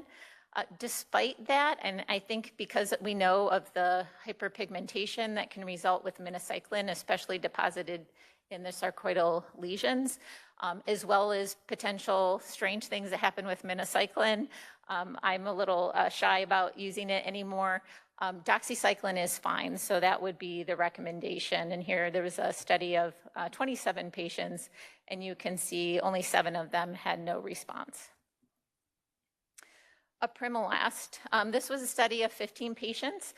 They did a slightly lower dose than I think we're familiar with psoriasis, but they did 20 milligrams BID for 12 weeks. And what they saw is that there was a reduction in the duration of the lesions. And you can sort of see on the photo here on the cheek where it looks flatter, but it's still pink. And they didn't see all the erythema subside. So the recommendation is this should be used more as an add-on therapy. And then methotrexate. This was from our colleagues at Wake Forest. They looked back at 23 of their patients, and patients treated with 12.5 milligrams weekly for about 22 months of methotrexate. What they saw is about 91% of them completely improved. 17 of those completely cleared. What they did mention, though, is that some of them that responded did need to have a combination treatment. So with methotrexate, some of them were on adalimumab, others were on hydroxychloroquine, but still you can see this is a decent response. And 3 of the 4 patients with lupus pernio, they did say improved. TNF-alpha inhibitors, probably because of their use in pulmonary sarcoidosis, and then there's been some post-hoc analyses as well looking at skin manifestations. We do have a little bit more data surrounding this. Specifically, we have some double-blind randomized placebo-controlled trials, which is great. So there was a study where they had given the patients 80 milligrams loading and then 40 milligrams weekly versus placebo, and they did see that 4 out of the 10 of those patients had clearance or significant improvement. Then they gave it to everyone for another 12 weeks, and of the 13 patients that were still around to see the outcome, 8 had improvement. And then infliximab, there was a large study looking at pulmonary sarcoidosis of 138 patients, and what they saw is many of those patients did have significant improvement of their lung function, but they also, when they looked back, they did see that 17 patients had significant improvement of their cutaneous sarcoidosis. So adalimumab now is kind of the old kid on the block, and here's just some photos from that study I just mentioned, where you can see resolution of the sarcoidal lesions. So this is one of my patients, and this is the sarcoidosis patients I see, the one that don't have cutaneous sarcoid, but they come to me because they're having a problem with their treatments for sarcoidosis. But this was a recent patient I saw with ocular, pulmonary, CNS sarcoidosis. She was already on her baseline methotrexate. They added infliximab, and unfortunately, she was one of the patients that got the paradoxical psoriasis flare. They stopped the infliximab. There were plans, and she did get approved to start oral tofacitinib. Because of that, I wasn't going to start her on anything else. But thankfully, we, with time as well as narrowband UVB and clobetasol ointment, we are able to get her completely resolved. But you can see those painful, even little pustules she had on her palms. And then, of course, Jack is back. So this is our cool kid on the block, where it almost seems that at Yale, they open up their cupboard where we used to go get our sauna suits for the patients in the hospital. And I think I imagine they open it up now, and it's just, Jack's everywhere, and they can hand it out like candy. But this is from a report in the New England Journal of Medicine. And this was really the first patient here with cutaneous sarcoidosis, that they did see that this patient getting tofacitinib, 5 milligrams BID, did improve both their skin lesions, but also what they saw is that the higher levels or the activated STAT3 and STAT1, when the patient was on the tofacitinib and the skin was getting better, they also could see that was not as active. So it was a nice correlation. And this, I'm not going to go through all of this, but what I want you to take away from it, so this was another patient where you can see this patient had failed so many other treatments. So that was in the green, but once they were able to get the patient on tofacitinib for their sarcoidosis, then these all became red. They were able to taper off their other medications. And then not only did their skin improve here, but you can see that fewer areas are lighting up here on the PET CT. And now there are plenty of studies of about 5 patients or more. So if you are trying to get this medication for your patients, you can pull out several reviews and send this in. But we have seen improvement in cutaneous sarcoidosis with JAKs such as tofacitinib. And then not just tofacitinib, if you can't get that one, there's plenty other ones that have been studied too now, but usually they're reporting only one patient or a few patients. I think that's important to remember, that usually we report the things or we get accepted to publish things that are successful. So there may be patients where they've tried this and it hasn't been successful, but of course that's the reason for larger studies. And then creams, can creams work? So this patient actually at baseline, I believe was on methotrexate and infliximab to control their pulmonary sarcoidosis, and that was working, but their skin sarcoidosis was still flaring. So they were able to add in a JAK cream. They did this twice a day for 6 weeks, and you can see here that this woman had some nice improvement of her cutaneous sarcoidosis. You might be thinking to yourself, well, I wonder if this and this and this work. They've looked at it, and there are more actually things that have been tried, but I put this just slide in so you know that there have been some attempts to use other therapies, and really the data is inconclusive. And usually why it's inconclusive is not only have they seen some patients improve, but they've also seen some patients flare on these medications. All right, so in terms of sarcoidosis, this is just my last slide for that portion. And you can see that there's likely JAK stack dependent pathway involved in this, as well as more independent pathways.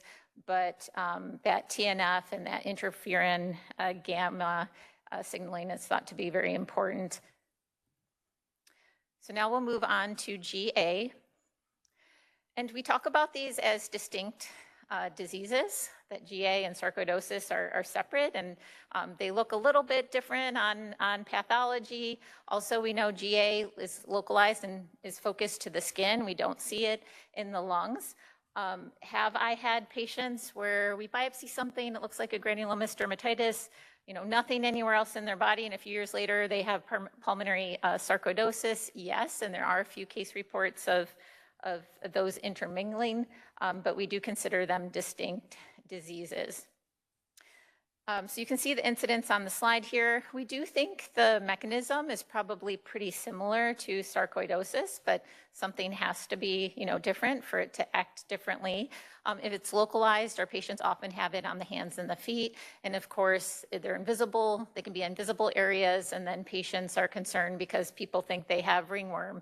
And that's what they mention, or they think other people think they're infectious.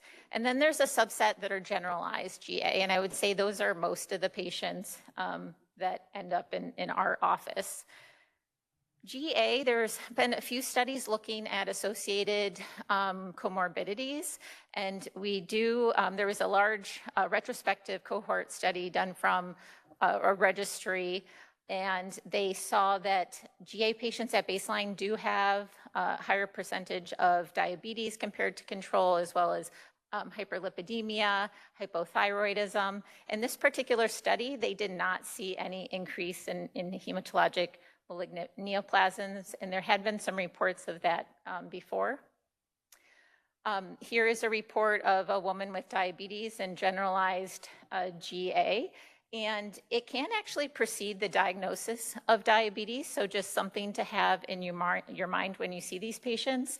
And diabetes patients have increased inflammatory markers, especially IL-6, and so it can be involved in T cell and macrophage activation. So in this case report, they treated this patient with pentaxyphylline as well as metformin. And then this is one of my patients who presented with a perforating GA.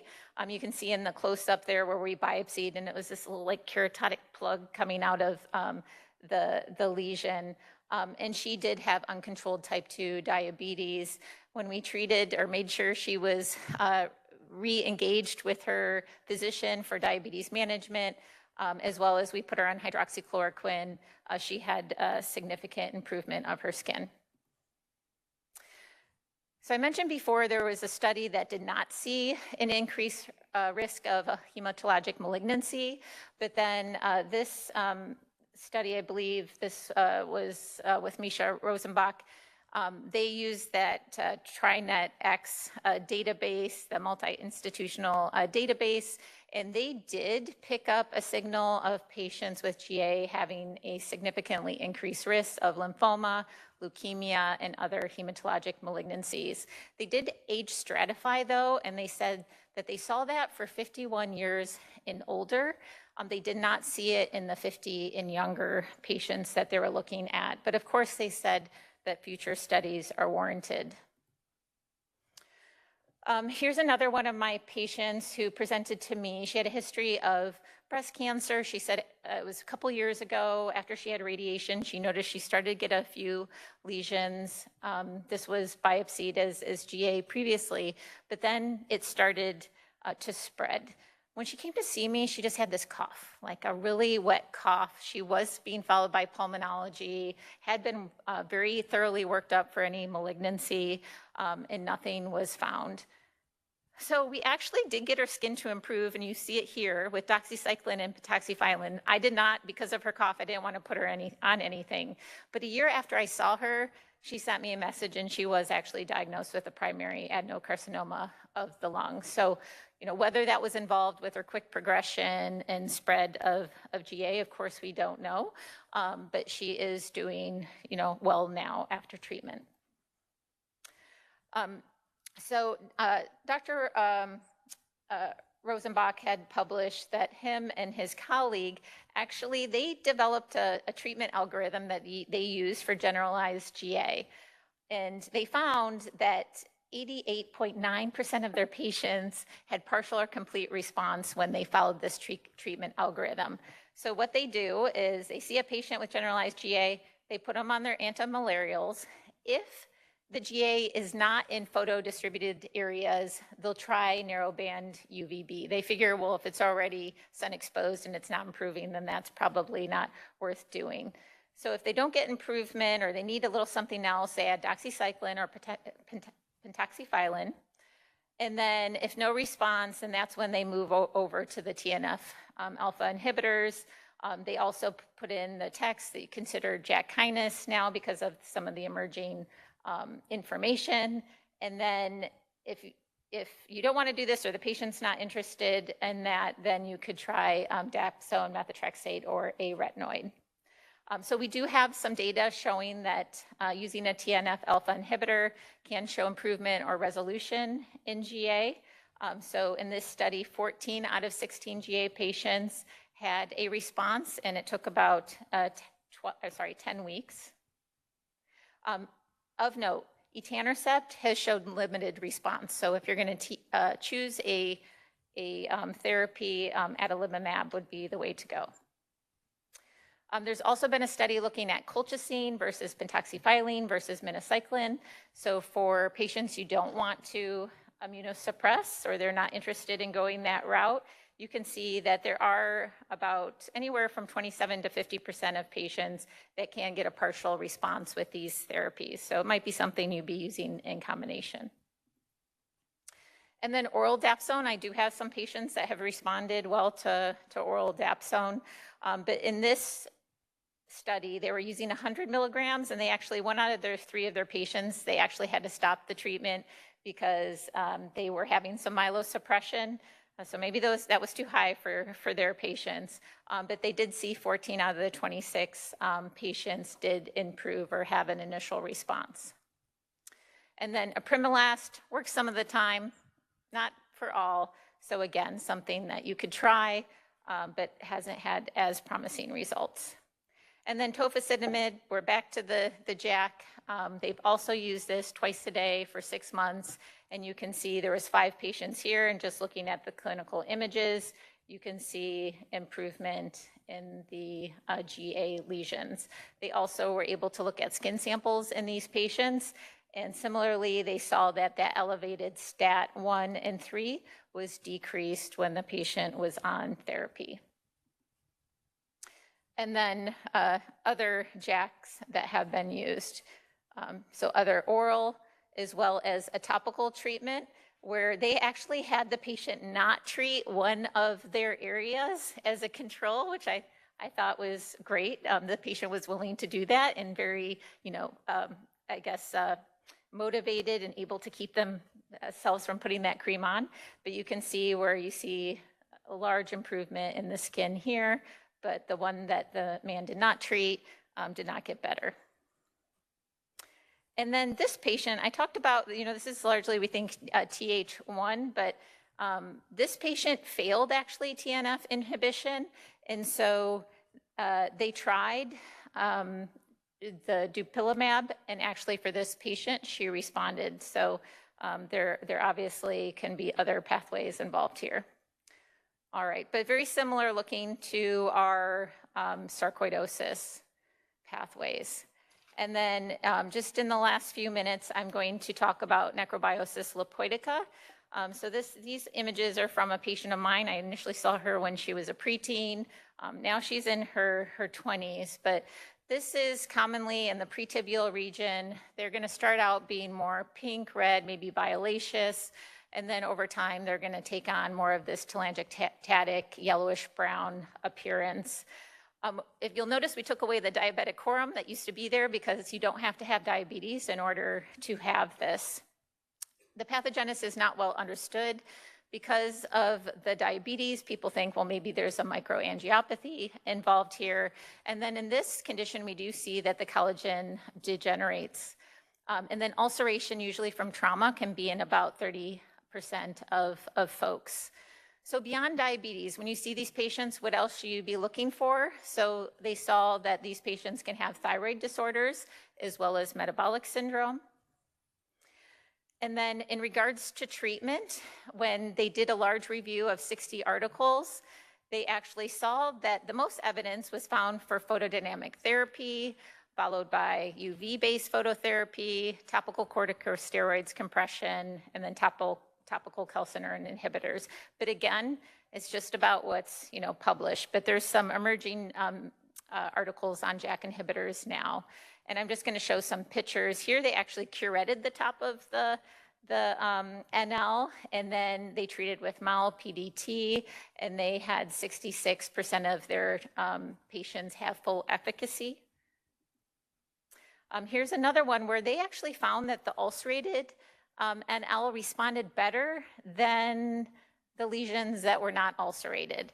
And when you think about them curetting the other ones, maybe there's something about just the ability of the MAL or the ALA to penetrate.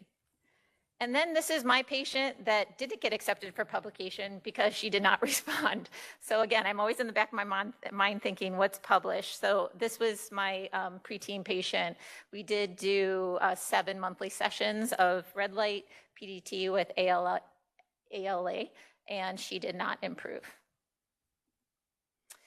Pentoxifylline has been reported to work, and I often use this in my repertoire when I'm seeing these patients.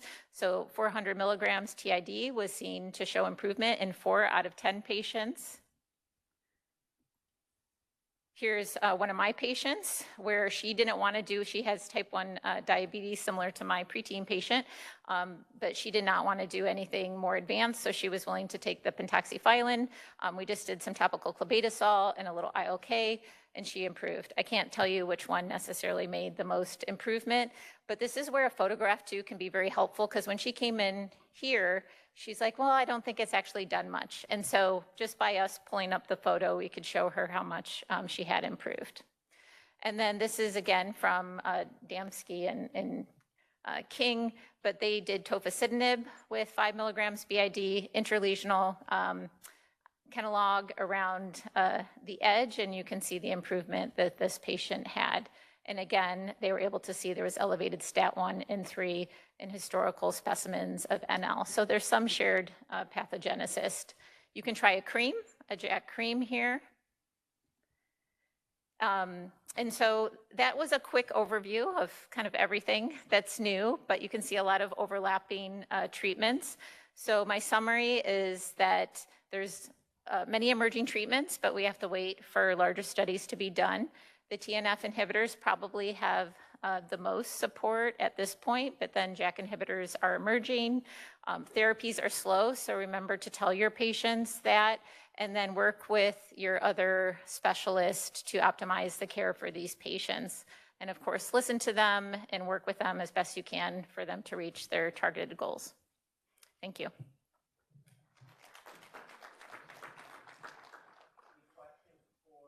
Warren? Over here, Tony.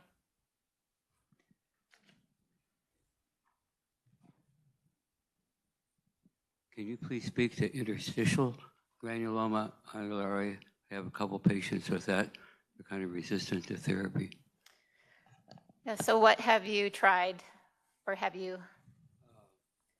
I tried interlesional Kenalog, which actually gave some improvement, Q4 to 6 weeks, and topical steroids. That's about it. So, I mean, that does sound like a patient that probably you could now advance to a next level. And I don't know if you've spoken to them about that. So, I mean, whether you would want to try something like hydroxychloroquine in that patient. But I'm happy to talk with you about that individual patient. Hi, Dr. Warren. Thank you for a great lecture. For your patients with a new diagnosis of sarcoidosis, do you tend to order all of the workup before referring to specialists, such as EKG, chest x-ray, or do you refer out to the specialist and allow them to order it? And similarly, do you refer to all of the specialists for potential involvement, or do you only do it based on like a review of systems, for example? I think so the slide I showed with, we can definitely do the labs, we can order the chest x-ray. I think in terms of receiving, interpreting the EKG, I think it is best for them with their, primary care can help out with that. The pulmonary function test, we won't be able to do ourselves. Ophthalmology will do the eye exam. So I think we can do most of that, but I would say initially involving their primary care to help out with doing the EKG. Some people recommend an echo from the beginning. We're lucky at the Cleveland Clinic, we do have a specialty sarcoidosis center where you can call and make an appointment for a patient and they can help organize some of the appointments as well. But I think most of what the initial workup, we can do ourselves. And then for your patients with generalized GA, which can be associated with malignancy, how in-depth of a workup do you do, or only based on like guided by review of systems? So this is, I think the hematologic malignancy, you can see there's been 2 reports and they have contradicting kind of answers or results. So with that, I would not, it depends on the age, I guess, of the patient and the symptoms, but I would go by that. I would not screen any patient with generalized GA, but I would make sure they're up to date on their age-appropriate screening, and likely because of my patient that I saw with then lung cancer. So pay attention to their symptoms history, and I think you can do targeted screening. Thank you. Very good, Christine. Thanks. For generalized GA, niacinamide has been reported. Have you run across that? I've used it a couple of times. It's been so long, I think it worked, but. So I have actually not used niacinamide myself for that, but if it works, interesting, niacinamide, we use that in some of our patients with non-melanoma skin cancer, and of course, being at the clinic, I have actually had some basic science researchers contact me and say, I don't think you should be putting patients on niacinamide anymore because of some of the information that's coming out with some cardiovascular risk with that supplementation. So the other question had to do with sarcoidosis, differential diagnosis of chronic beryllium disease. Have you run into that? Historically, we would see patients in the dermatology department. This dates back to the 40s where George Curtis was here, and they sent them from pulmonary because Brush-Wellman was on the east side and there were community cases of chronic beryllium disease. So they would send them down there to patch test because the histologic or the radiologic differential was impossible to tell. yeah, I've read about it. I personally have not encountered that or been involved in the workup of that.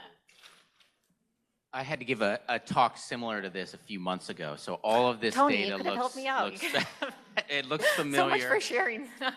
And, I really think the future for all of these diseases are JAK inhibitors when you look at the data. And as you mentioned, Will Damsky's work, that Nature Communications paper. But when I looked, the last time I looked, there was not one trial in clinicaltrials.gov that was looking at JAK inhibitor therapy for any of these diseases, including sarcoidosis. So I don't know if you had a chance to look recently. I haven't looked. That was probably January, I think, when I gave that lecture. I think I did see one for GA that might be out of that was probably a single center, yeah. So not enough to get approval. So, I mean, I feel like that's the future, but until somebody does the big studies to get FDA approval, it's going to be super hard to get these medicines. Well, we have these clusters all around us, so I think we can do it. Thank you. Or we can talk after.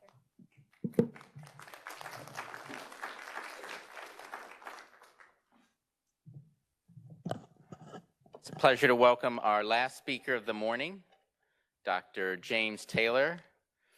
Jim, I don't have a printed bio for you, so I'm just going to go off the cuff. Dr. Taylor has had a long and illustrious career here at the Cleveland Clinic, and although I guess officially retired, we are very happy that he still spends time in the department with us and shares his knowledge with us. He remains extremely active in many dermatological societies and societies that are have to do with medicine in general, and still holds many leadership positions and very active in research and speaking.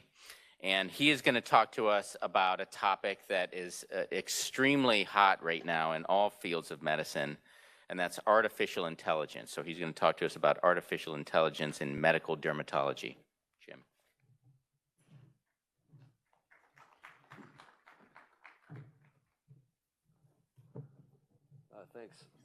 Thanks very much.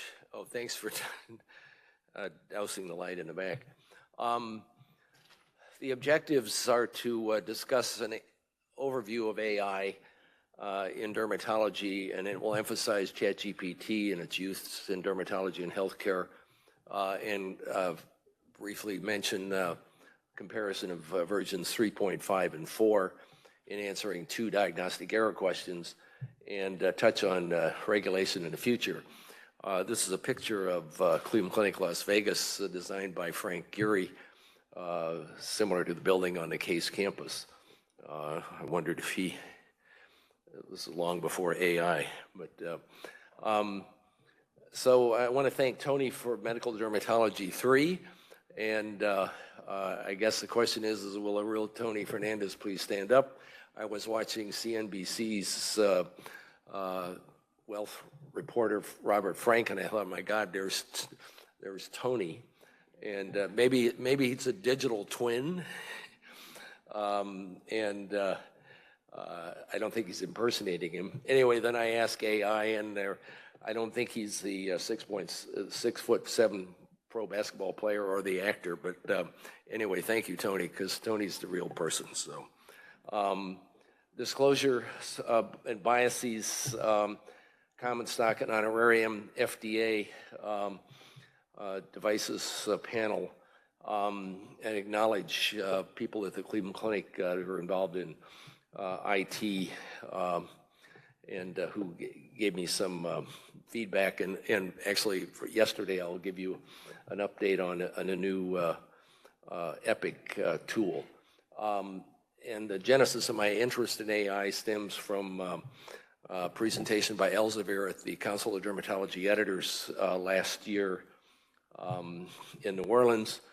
I must report that I failed 2 CAPTCHA tests.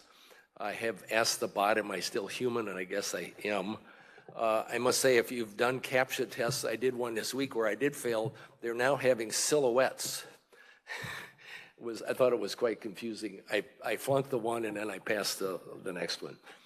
This is not authored by AI, and as Tony mentioned, AI changes by the day. There's an AI gold rush, if you will. So this is a slide from the lawyers at the clinic assessing AI in healthcare organizations with the innovation opportunities on the left and where it's being used. So in precision medicine, the reduced burnout and administrative efficiencies really go together, early disease detection and streamlined clinical research. The governance considerations are the real issue here with privacy, informed consent, copyright violation. The New York Times is suing OpenAI for copyright violations, and I'm sure this is going on other places. And the other key problems are potential hallucinations and bias, and then life cycle management and education of people that are using AI. So AI in dermatology really has to do with analysis of big data. AI, the original purpose was to allow a computer to replicate output that's indistinguishable from humans. And it's pointed out by Ross Perlman, the author of this article from Northwestern, that healthcare generates more data than any other discipline out there. 10,000 exabytes, which is 10 billion gigabytes, are estimated by 2025. When you're trying to analyze that data, the issue is a structured versus unstructured. 80% is unstructured, and that's the big challenge. The structured is more easily analyzed. And then machine learning, which is a subset of AI, or artificial intelligence. The machine learning tools include neural networks and LLMs, or large language models, which use supervised learning models to train, and so hopefully they can then retrain themselves. The Academy's Data Derm registry, which I've been involved with for a long time, and Dr. Perlman has, are potential examples where this could be used. So from Dr. Perlman's article, this is a Venn diagram of showing the artificial intelligence, machine learning with the neural networks and large language models. And the blue boxes in the outside show some of the some more detailed involvement of AI in dermatology, clinical research, detection of symptom complexes, and others that I can't read from the slide here. Down at the bottom right, ChatGPT and Google Bard, which are similar tools, along with other examples. And we'll talk more about this. So examples of AI use in medical dermatology or dermatology would be digital and computational pathology. This is a slide from Indiana University School of Medicine of a digital slide of the brain on the crystal display wall at the cyber infrastructure building at IU Bloomington. And this digital and computational pathology is really expanding. At the Academy this year, there was a course on AI, and the people from Ohio State University Pathology Department discussed this in detail. They're using a lot of digital pathology. The class slides are digitized, and they're viewed and managed, shared, and analyzed on a computer screen from basically anywhere. It utilizes visual or virtual microscopy, whole slide imaging, and unlocks hopefully subvisual clues. This is a multidisciplinary effort at IU, and I'm sure this is going on in multiple other places. Other examples with pathology, a report from Mayo Clinic in training AI models suggested the use of frozen sections to expand the universe of the data that would be there. And then a course in dermoscopy that the speaker at the Cleveland Derm Society just last month talked about AI being used to assist in image capture, but not interpretation. And then surgical skin markings may interfere with dermoscopic images. This was a report from 2019, but at the Society for Investigative Dermatology meeting 2 weeks ago in Dallas, there was a report where the AI can remove these markings and all is fine. This is a report from the Cleveland Clinic that you should hear about later. I'm just mentioning it for completeness. This is work by Dr. Arbesman, Dr. Balin in dermatology, Dr. Gassman, plastic surgery, and others from the clinic, Memorial Sloan Kettering in Stanford. And their goal is to release the largest publicly available prospectively recruited paired dermoscopic and clinical image data set of biopsies compared with biopsy-proven skin lesions. It's called the MRASC, or Melanoma Research Alliance Stanford Cleveland Clinic data set. They now have 3,800 plus total images from about 1,300 unique lesions and almost 800 enrolled patients. They utilize 4 previously published multimodal models of AI to review this. Now, moving on to ChatGPT, I looked for, or I asked for a joke to start out with, but I didn't like it, so I borrowed one from a colleague at the clinic who recently spoke at a medical legal summit, and he said, I would like to start the presentation off with an appropriate joke for this topic, and responded immediately in green, great, that's fine. How does an AI stay out of legal trouble? It always follows the 3 laws of robotics: document, document, document. My colleague said, boo, hiss, that's awful, let's try again. So immediately it spits out something else. He said, well, I asked Siri if AI will replace doctors. She said, I'm not sure, but I can recommend a good malpractice attorney just in case. So the point is that ChatGPT is very responsive to feedback, and you can argue with it. So it's basically the hottest topic in AI, and it's been termed godlike versus an existential threat to humanity, along with other AI that's very concerning to the national security people and Department of Defense and so forth. They had 100 million users 2 months after its public launch on November 30th of 2022. It's developed by OpenAI in San Francisco, written in Python cloud computing, and there are 2 versions, 3.5, which is free, and 4, which is a subscription at $20 a month. The terms are, so the chat box is a software that mimics human conversation. Generative AI is a type of artificial intelligence, and foundation models that are based on text, images, or other media, multimedia, based on probability in response to prompts, and it interprets natural language. So we're not doing a Google search when you're searching ChatGPT.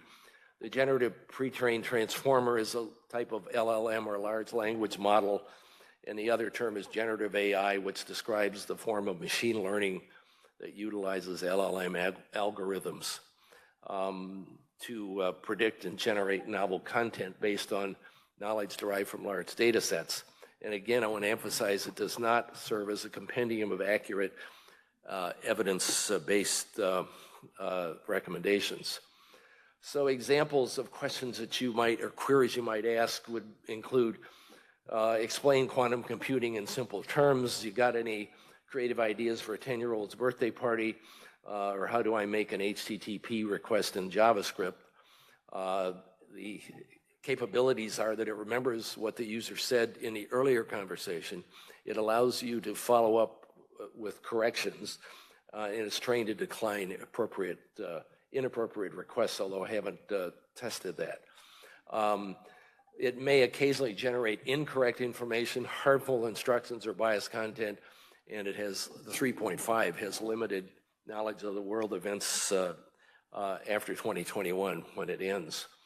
So the possibilities in healthcare for its use are really endless, from diagnosis, treatment, education, scientific research and writing, integration with EHRs. Microsoft and Epic formed an alliance at HIMSS a year ago. And one of the key advantages that may support non-native speakers, ideas that researchers can spend less time writing reports, that can pass the USMLE exam, among other exams. But again, the challenges are threats to research integrity, data validity, privacy, and transparency, to name a few. It's been used by patients and by physicians to search for correct diagnosis. This is a report from an English paper, the Daily Mail, of a boy who saw 17 doctors for chronic pain. The mother then put information into ChatGPT and made a diagnosis of tethered cord syndrome or spina bifida occulta was made. This was confirmed by a neurosurgeon, and the child did well. There are also probably cases where this has not worked.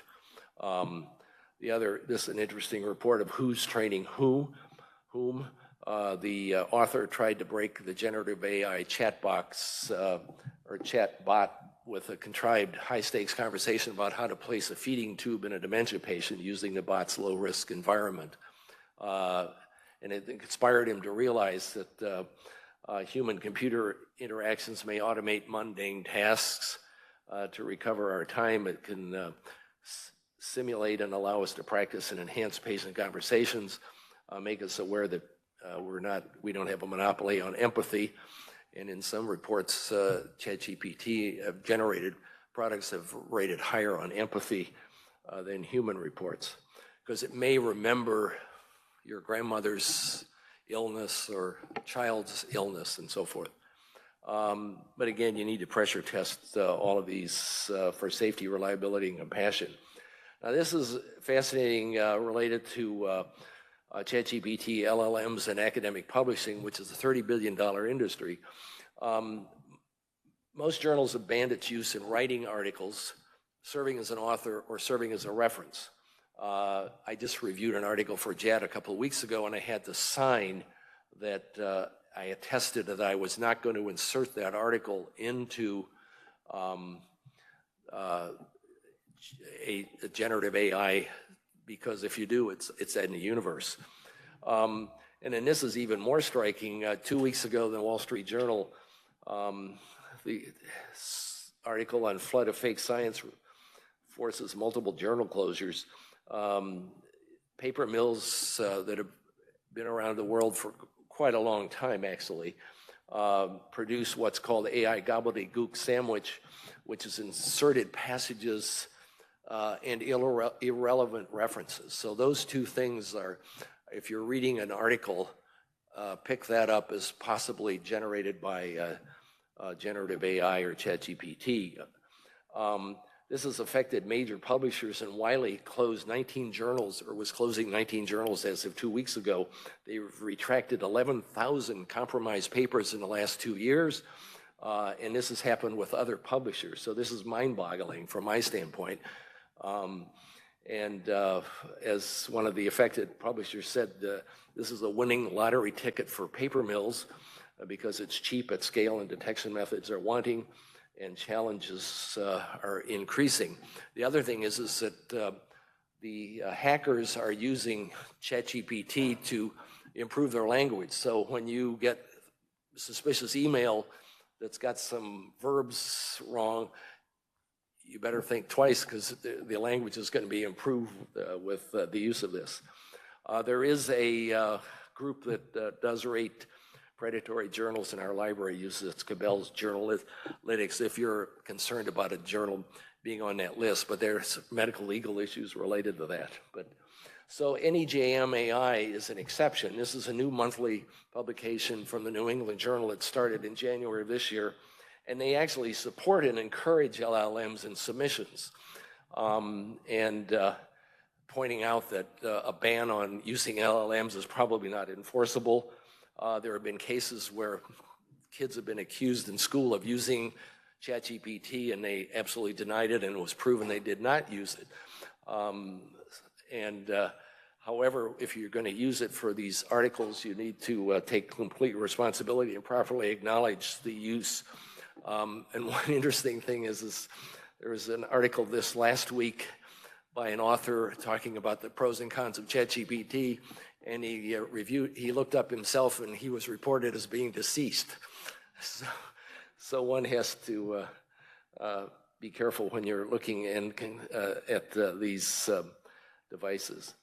So LLM benefits, at least at the journal, New England Journal, thinks is very helpful, which is true. It contextualizes scientific work, it democratizes knowledge, enhances data analytics, produces better scientific output, and helps non-native speakers. This policy is subject to update. We look, there are at least 30 other journals with AI or artificial intelligence in the title. I don't know what their policies are. So I've looked at this over the past couple of years, and I'll give you a couple of queries that I use comparing 3.5 with 4. The data was generated within a couple of minutes, and I reviewed it. I didn't compare it to anything else. So I said, provide abstracts and references for the 5 most common diagnostic errors in medicine. It did print them out, except 3.5, the number 5 was missing. Then when it was regenerated, it did provide another response, which was appropriate. But again, only 1 reference was correct. And with 4, only 2 of the 5 references were correct. So it wasn't much better. And then I asked it, what are the most common diagnostic errors in dermatology? 3.5 put misdiagnosis of the skin cancer, infectious disease, autoimmune disease, drug reactions, and failure to recognize systemic disease. And 4 listed 8 topics. The content I thought was generally valid, and no references were provided, but none were requested. So the difference is that 3.5 may be inaccurate for people, places, and facts. Older versions may hallucinate and provide misinformation and actually be racist in some cases. 4.0 is said to be slower. 4 was launched in March of last year, and there's a $20 a month subscription, it manages 25,000 words of text in contrast to 3,000 for the 3.5. It can interpret and decipher images, which ChatGPT couldn't. Talking about fakes, this is a real problem potentially for the elections. It's been a problem apparently with the elections in India, and there's a lawsuit in case in the United States in a primary. This is a puffer coat from the Pope with the Pope. I thought it looked pretty good, but it's a fake. I don't know whether his face is a fake, but it's a fake, and you're going to see more of this. So GPT-4 again has more guardrails against these adversarial usages and unwanted content. It better addresses privacy concerns, and surpasses GPT in outperforming human test takers in some cases.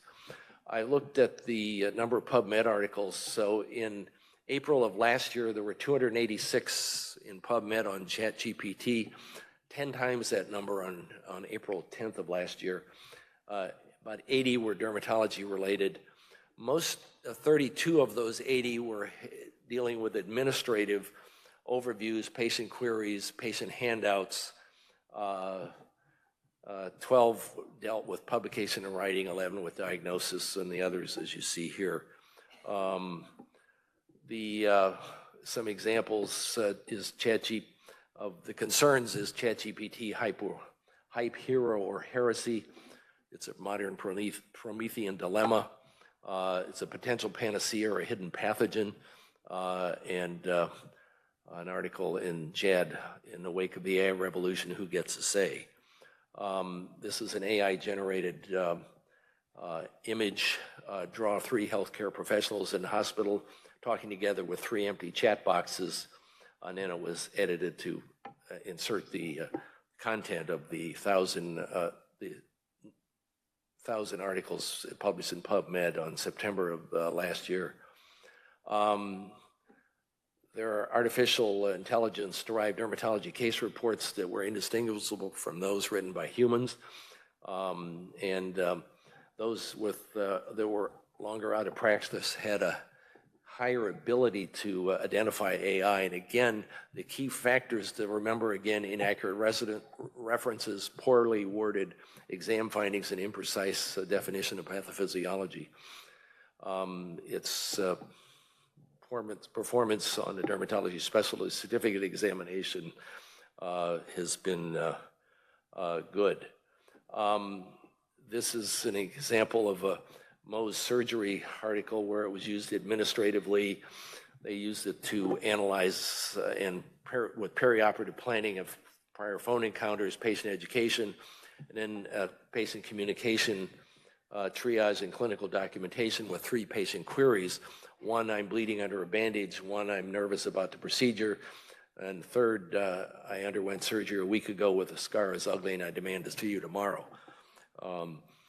So 5 ways that potentially you can use ChatGPT as an editing tool. This is, I'm working with Amy Moore, who's former editor at the Cleveland Clinic Journal of Medicine and is now an anesthesiology institute at the clinic. So you can ask it to suggest a topic sentence, suggest a transition sentence, strengthen internal coherence, suggest a conclusion, perform a general edit. Again, one has to be careful with utilizing material that's not yours and to verify everything. It makes it very convincing. It prints out something that you think, oh my gosh, this is incredible, but when you read it and think about it, it may not be accurate. So again, you want to make sure that you don't replace this for rigorous research, critical thinking, and writing. And there are now institutional guidelines at the clinic. There is a, if you're going to use ChatGPT, you need to use it behind a firewall.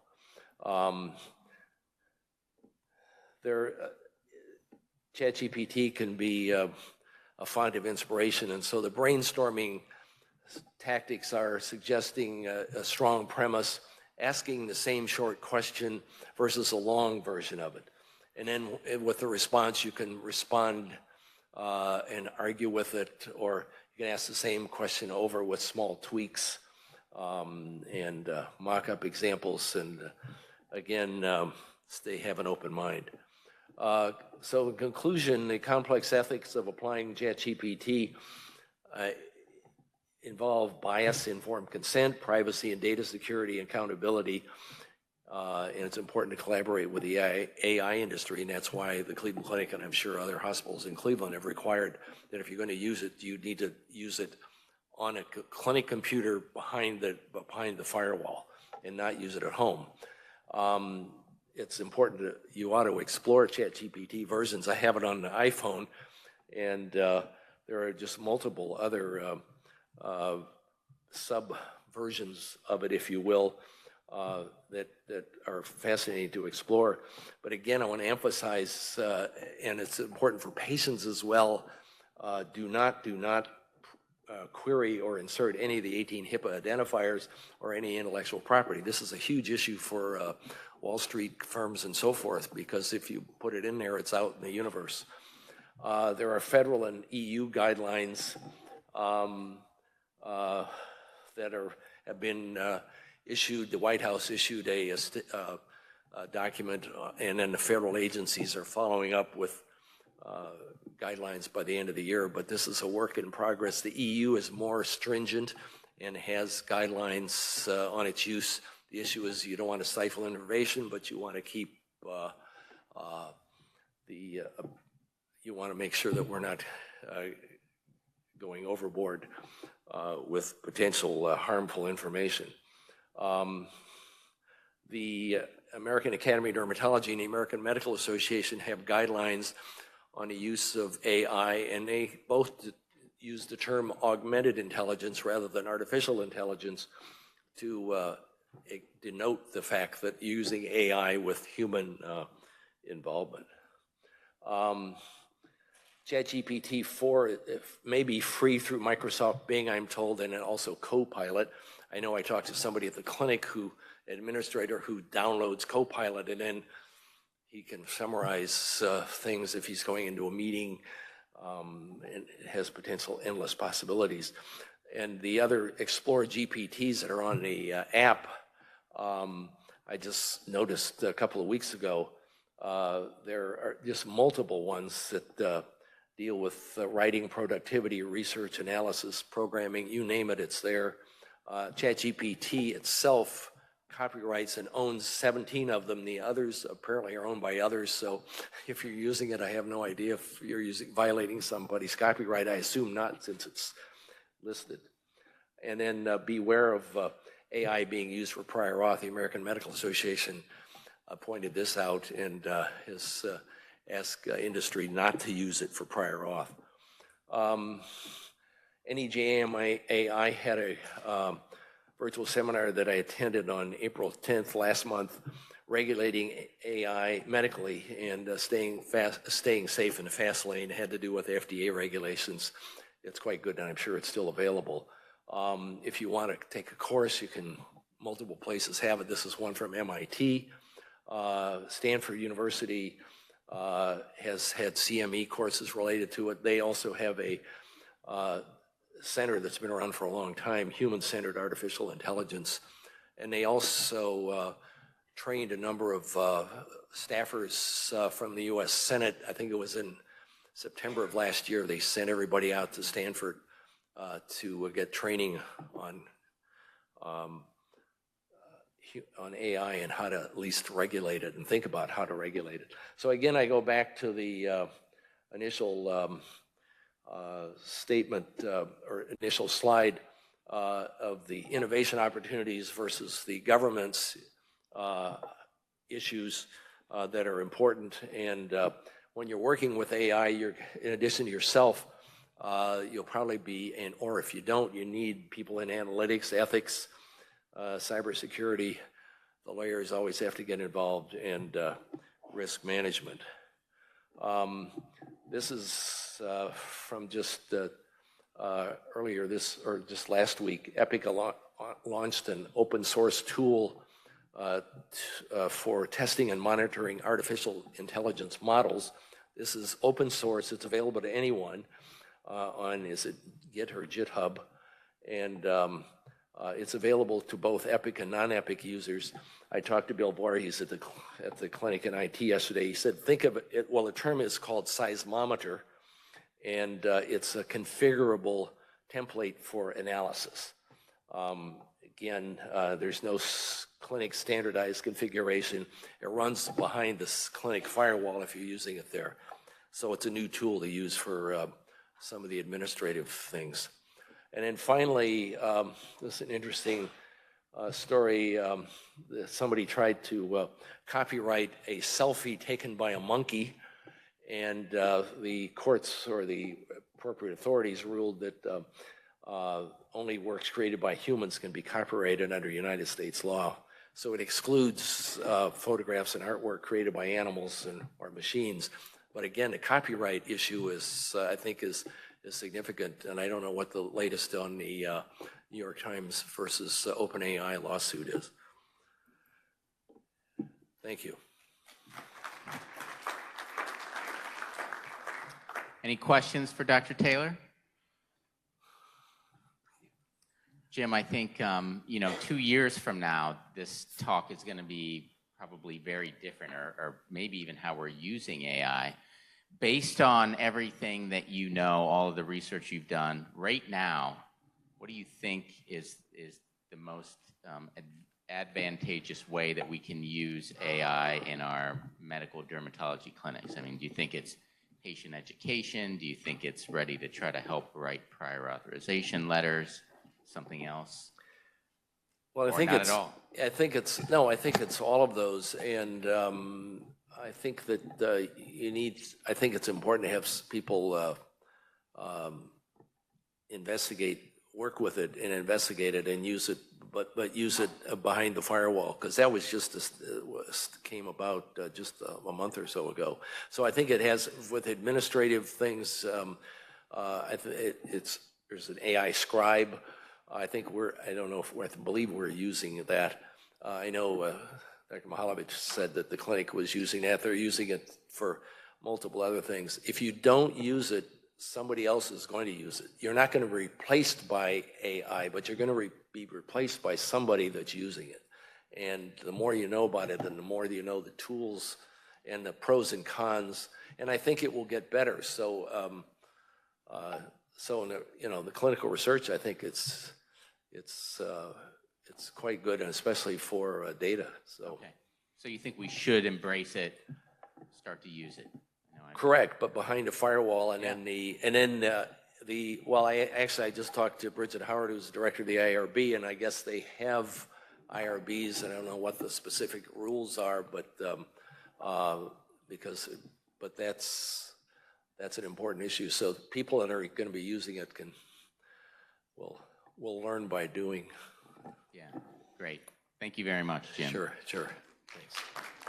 Okay.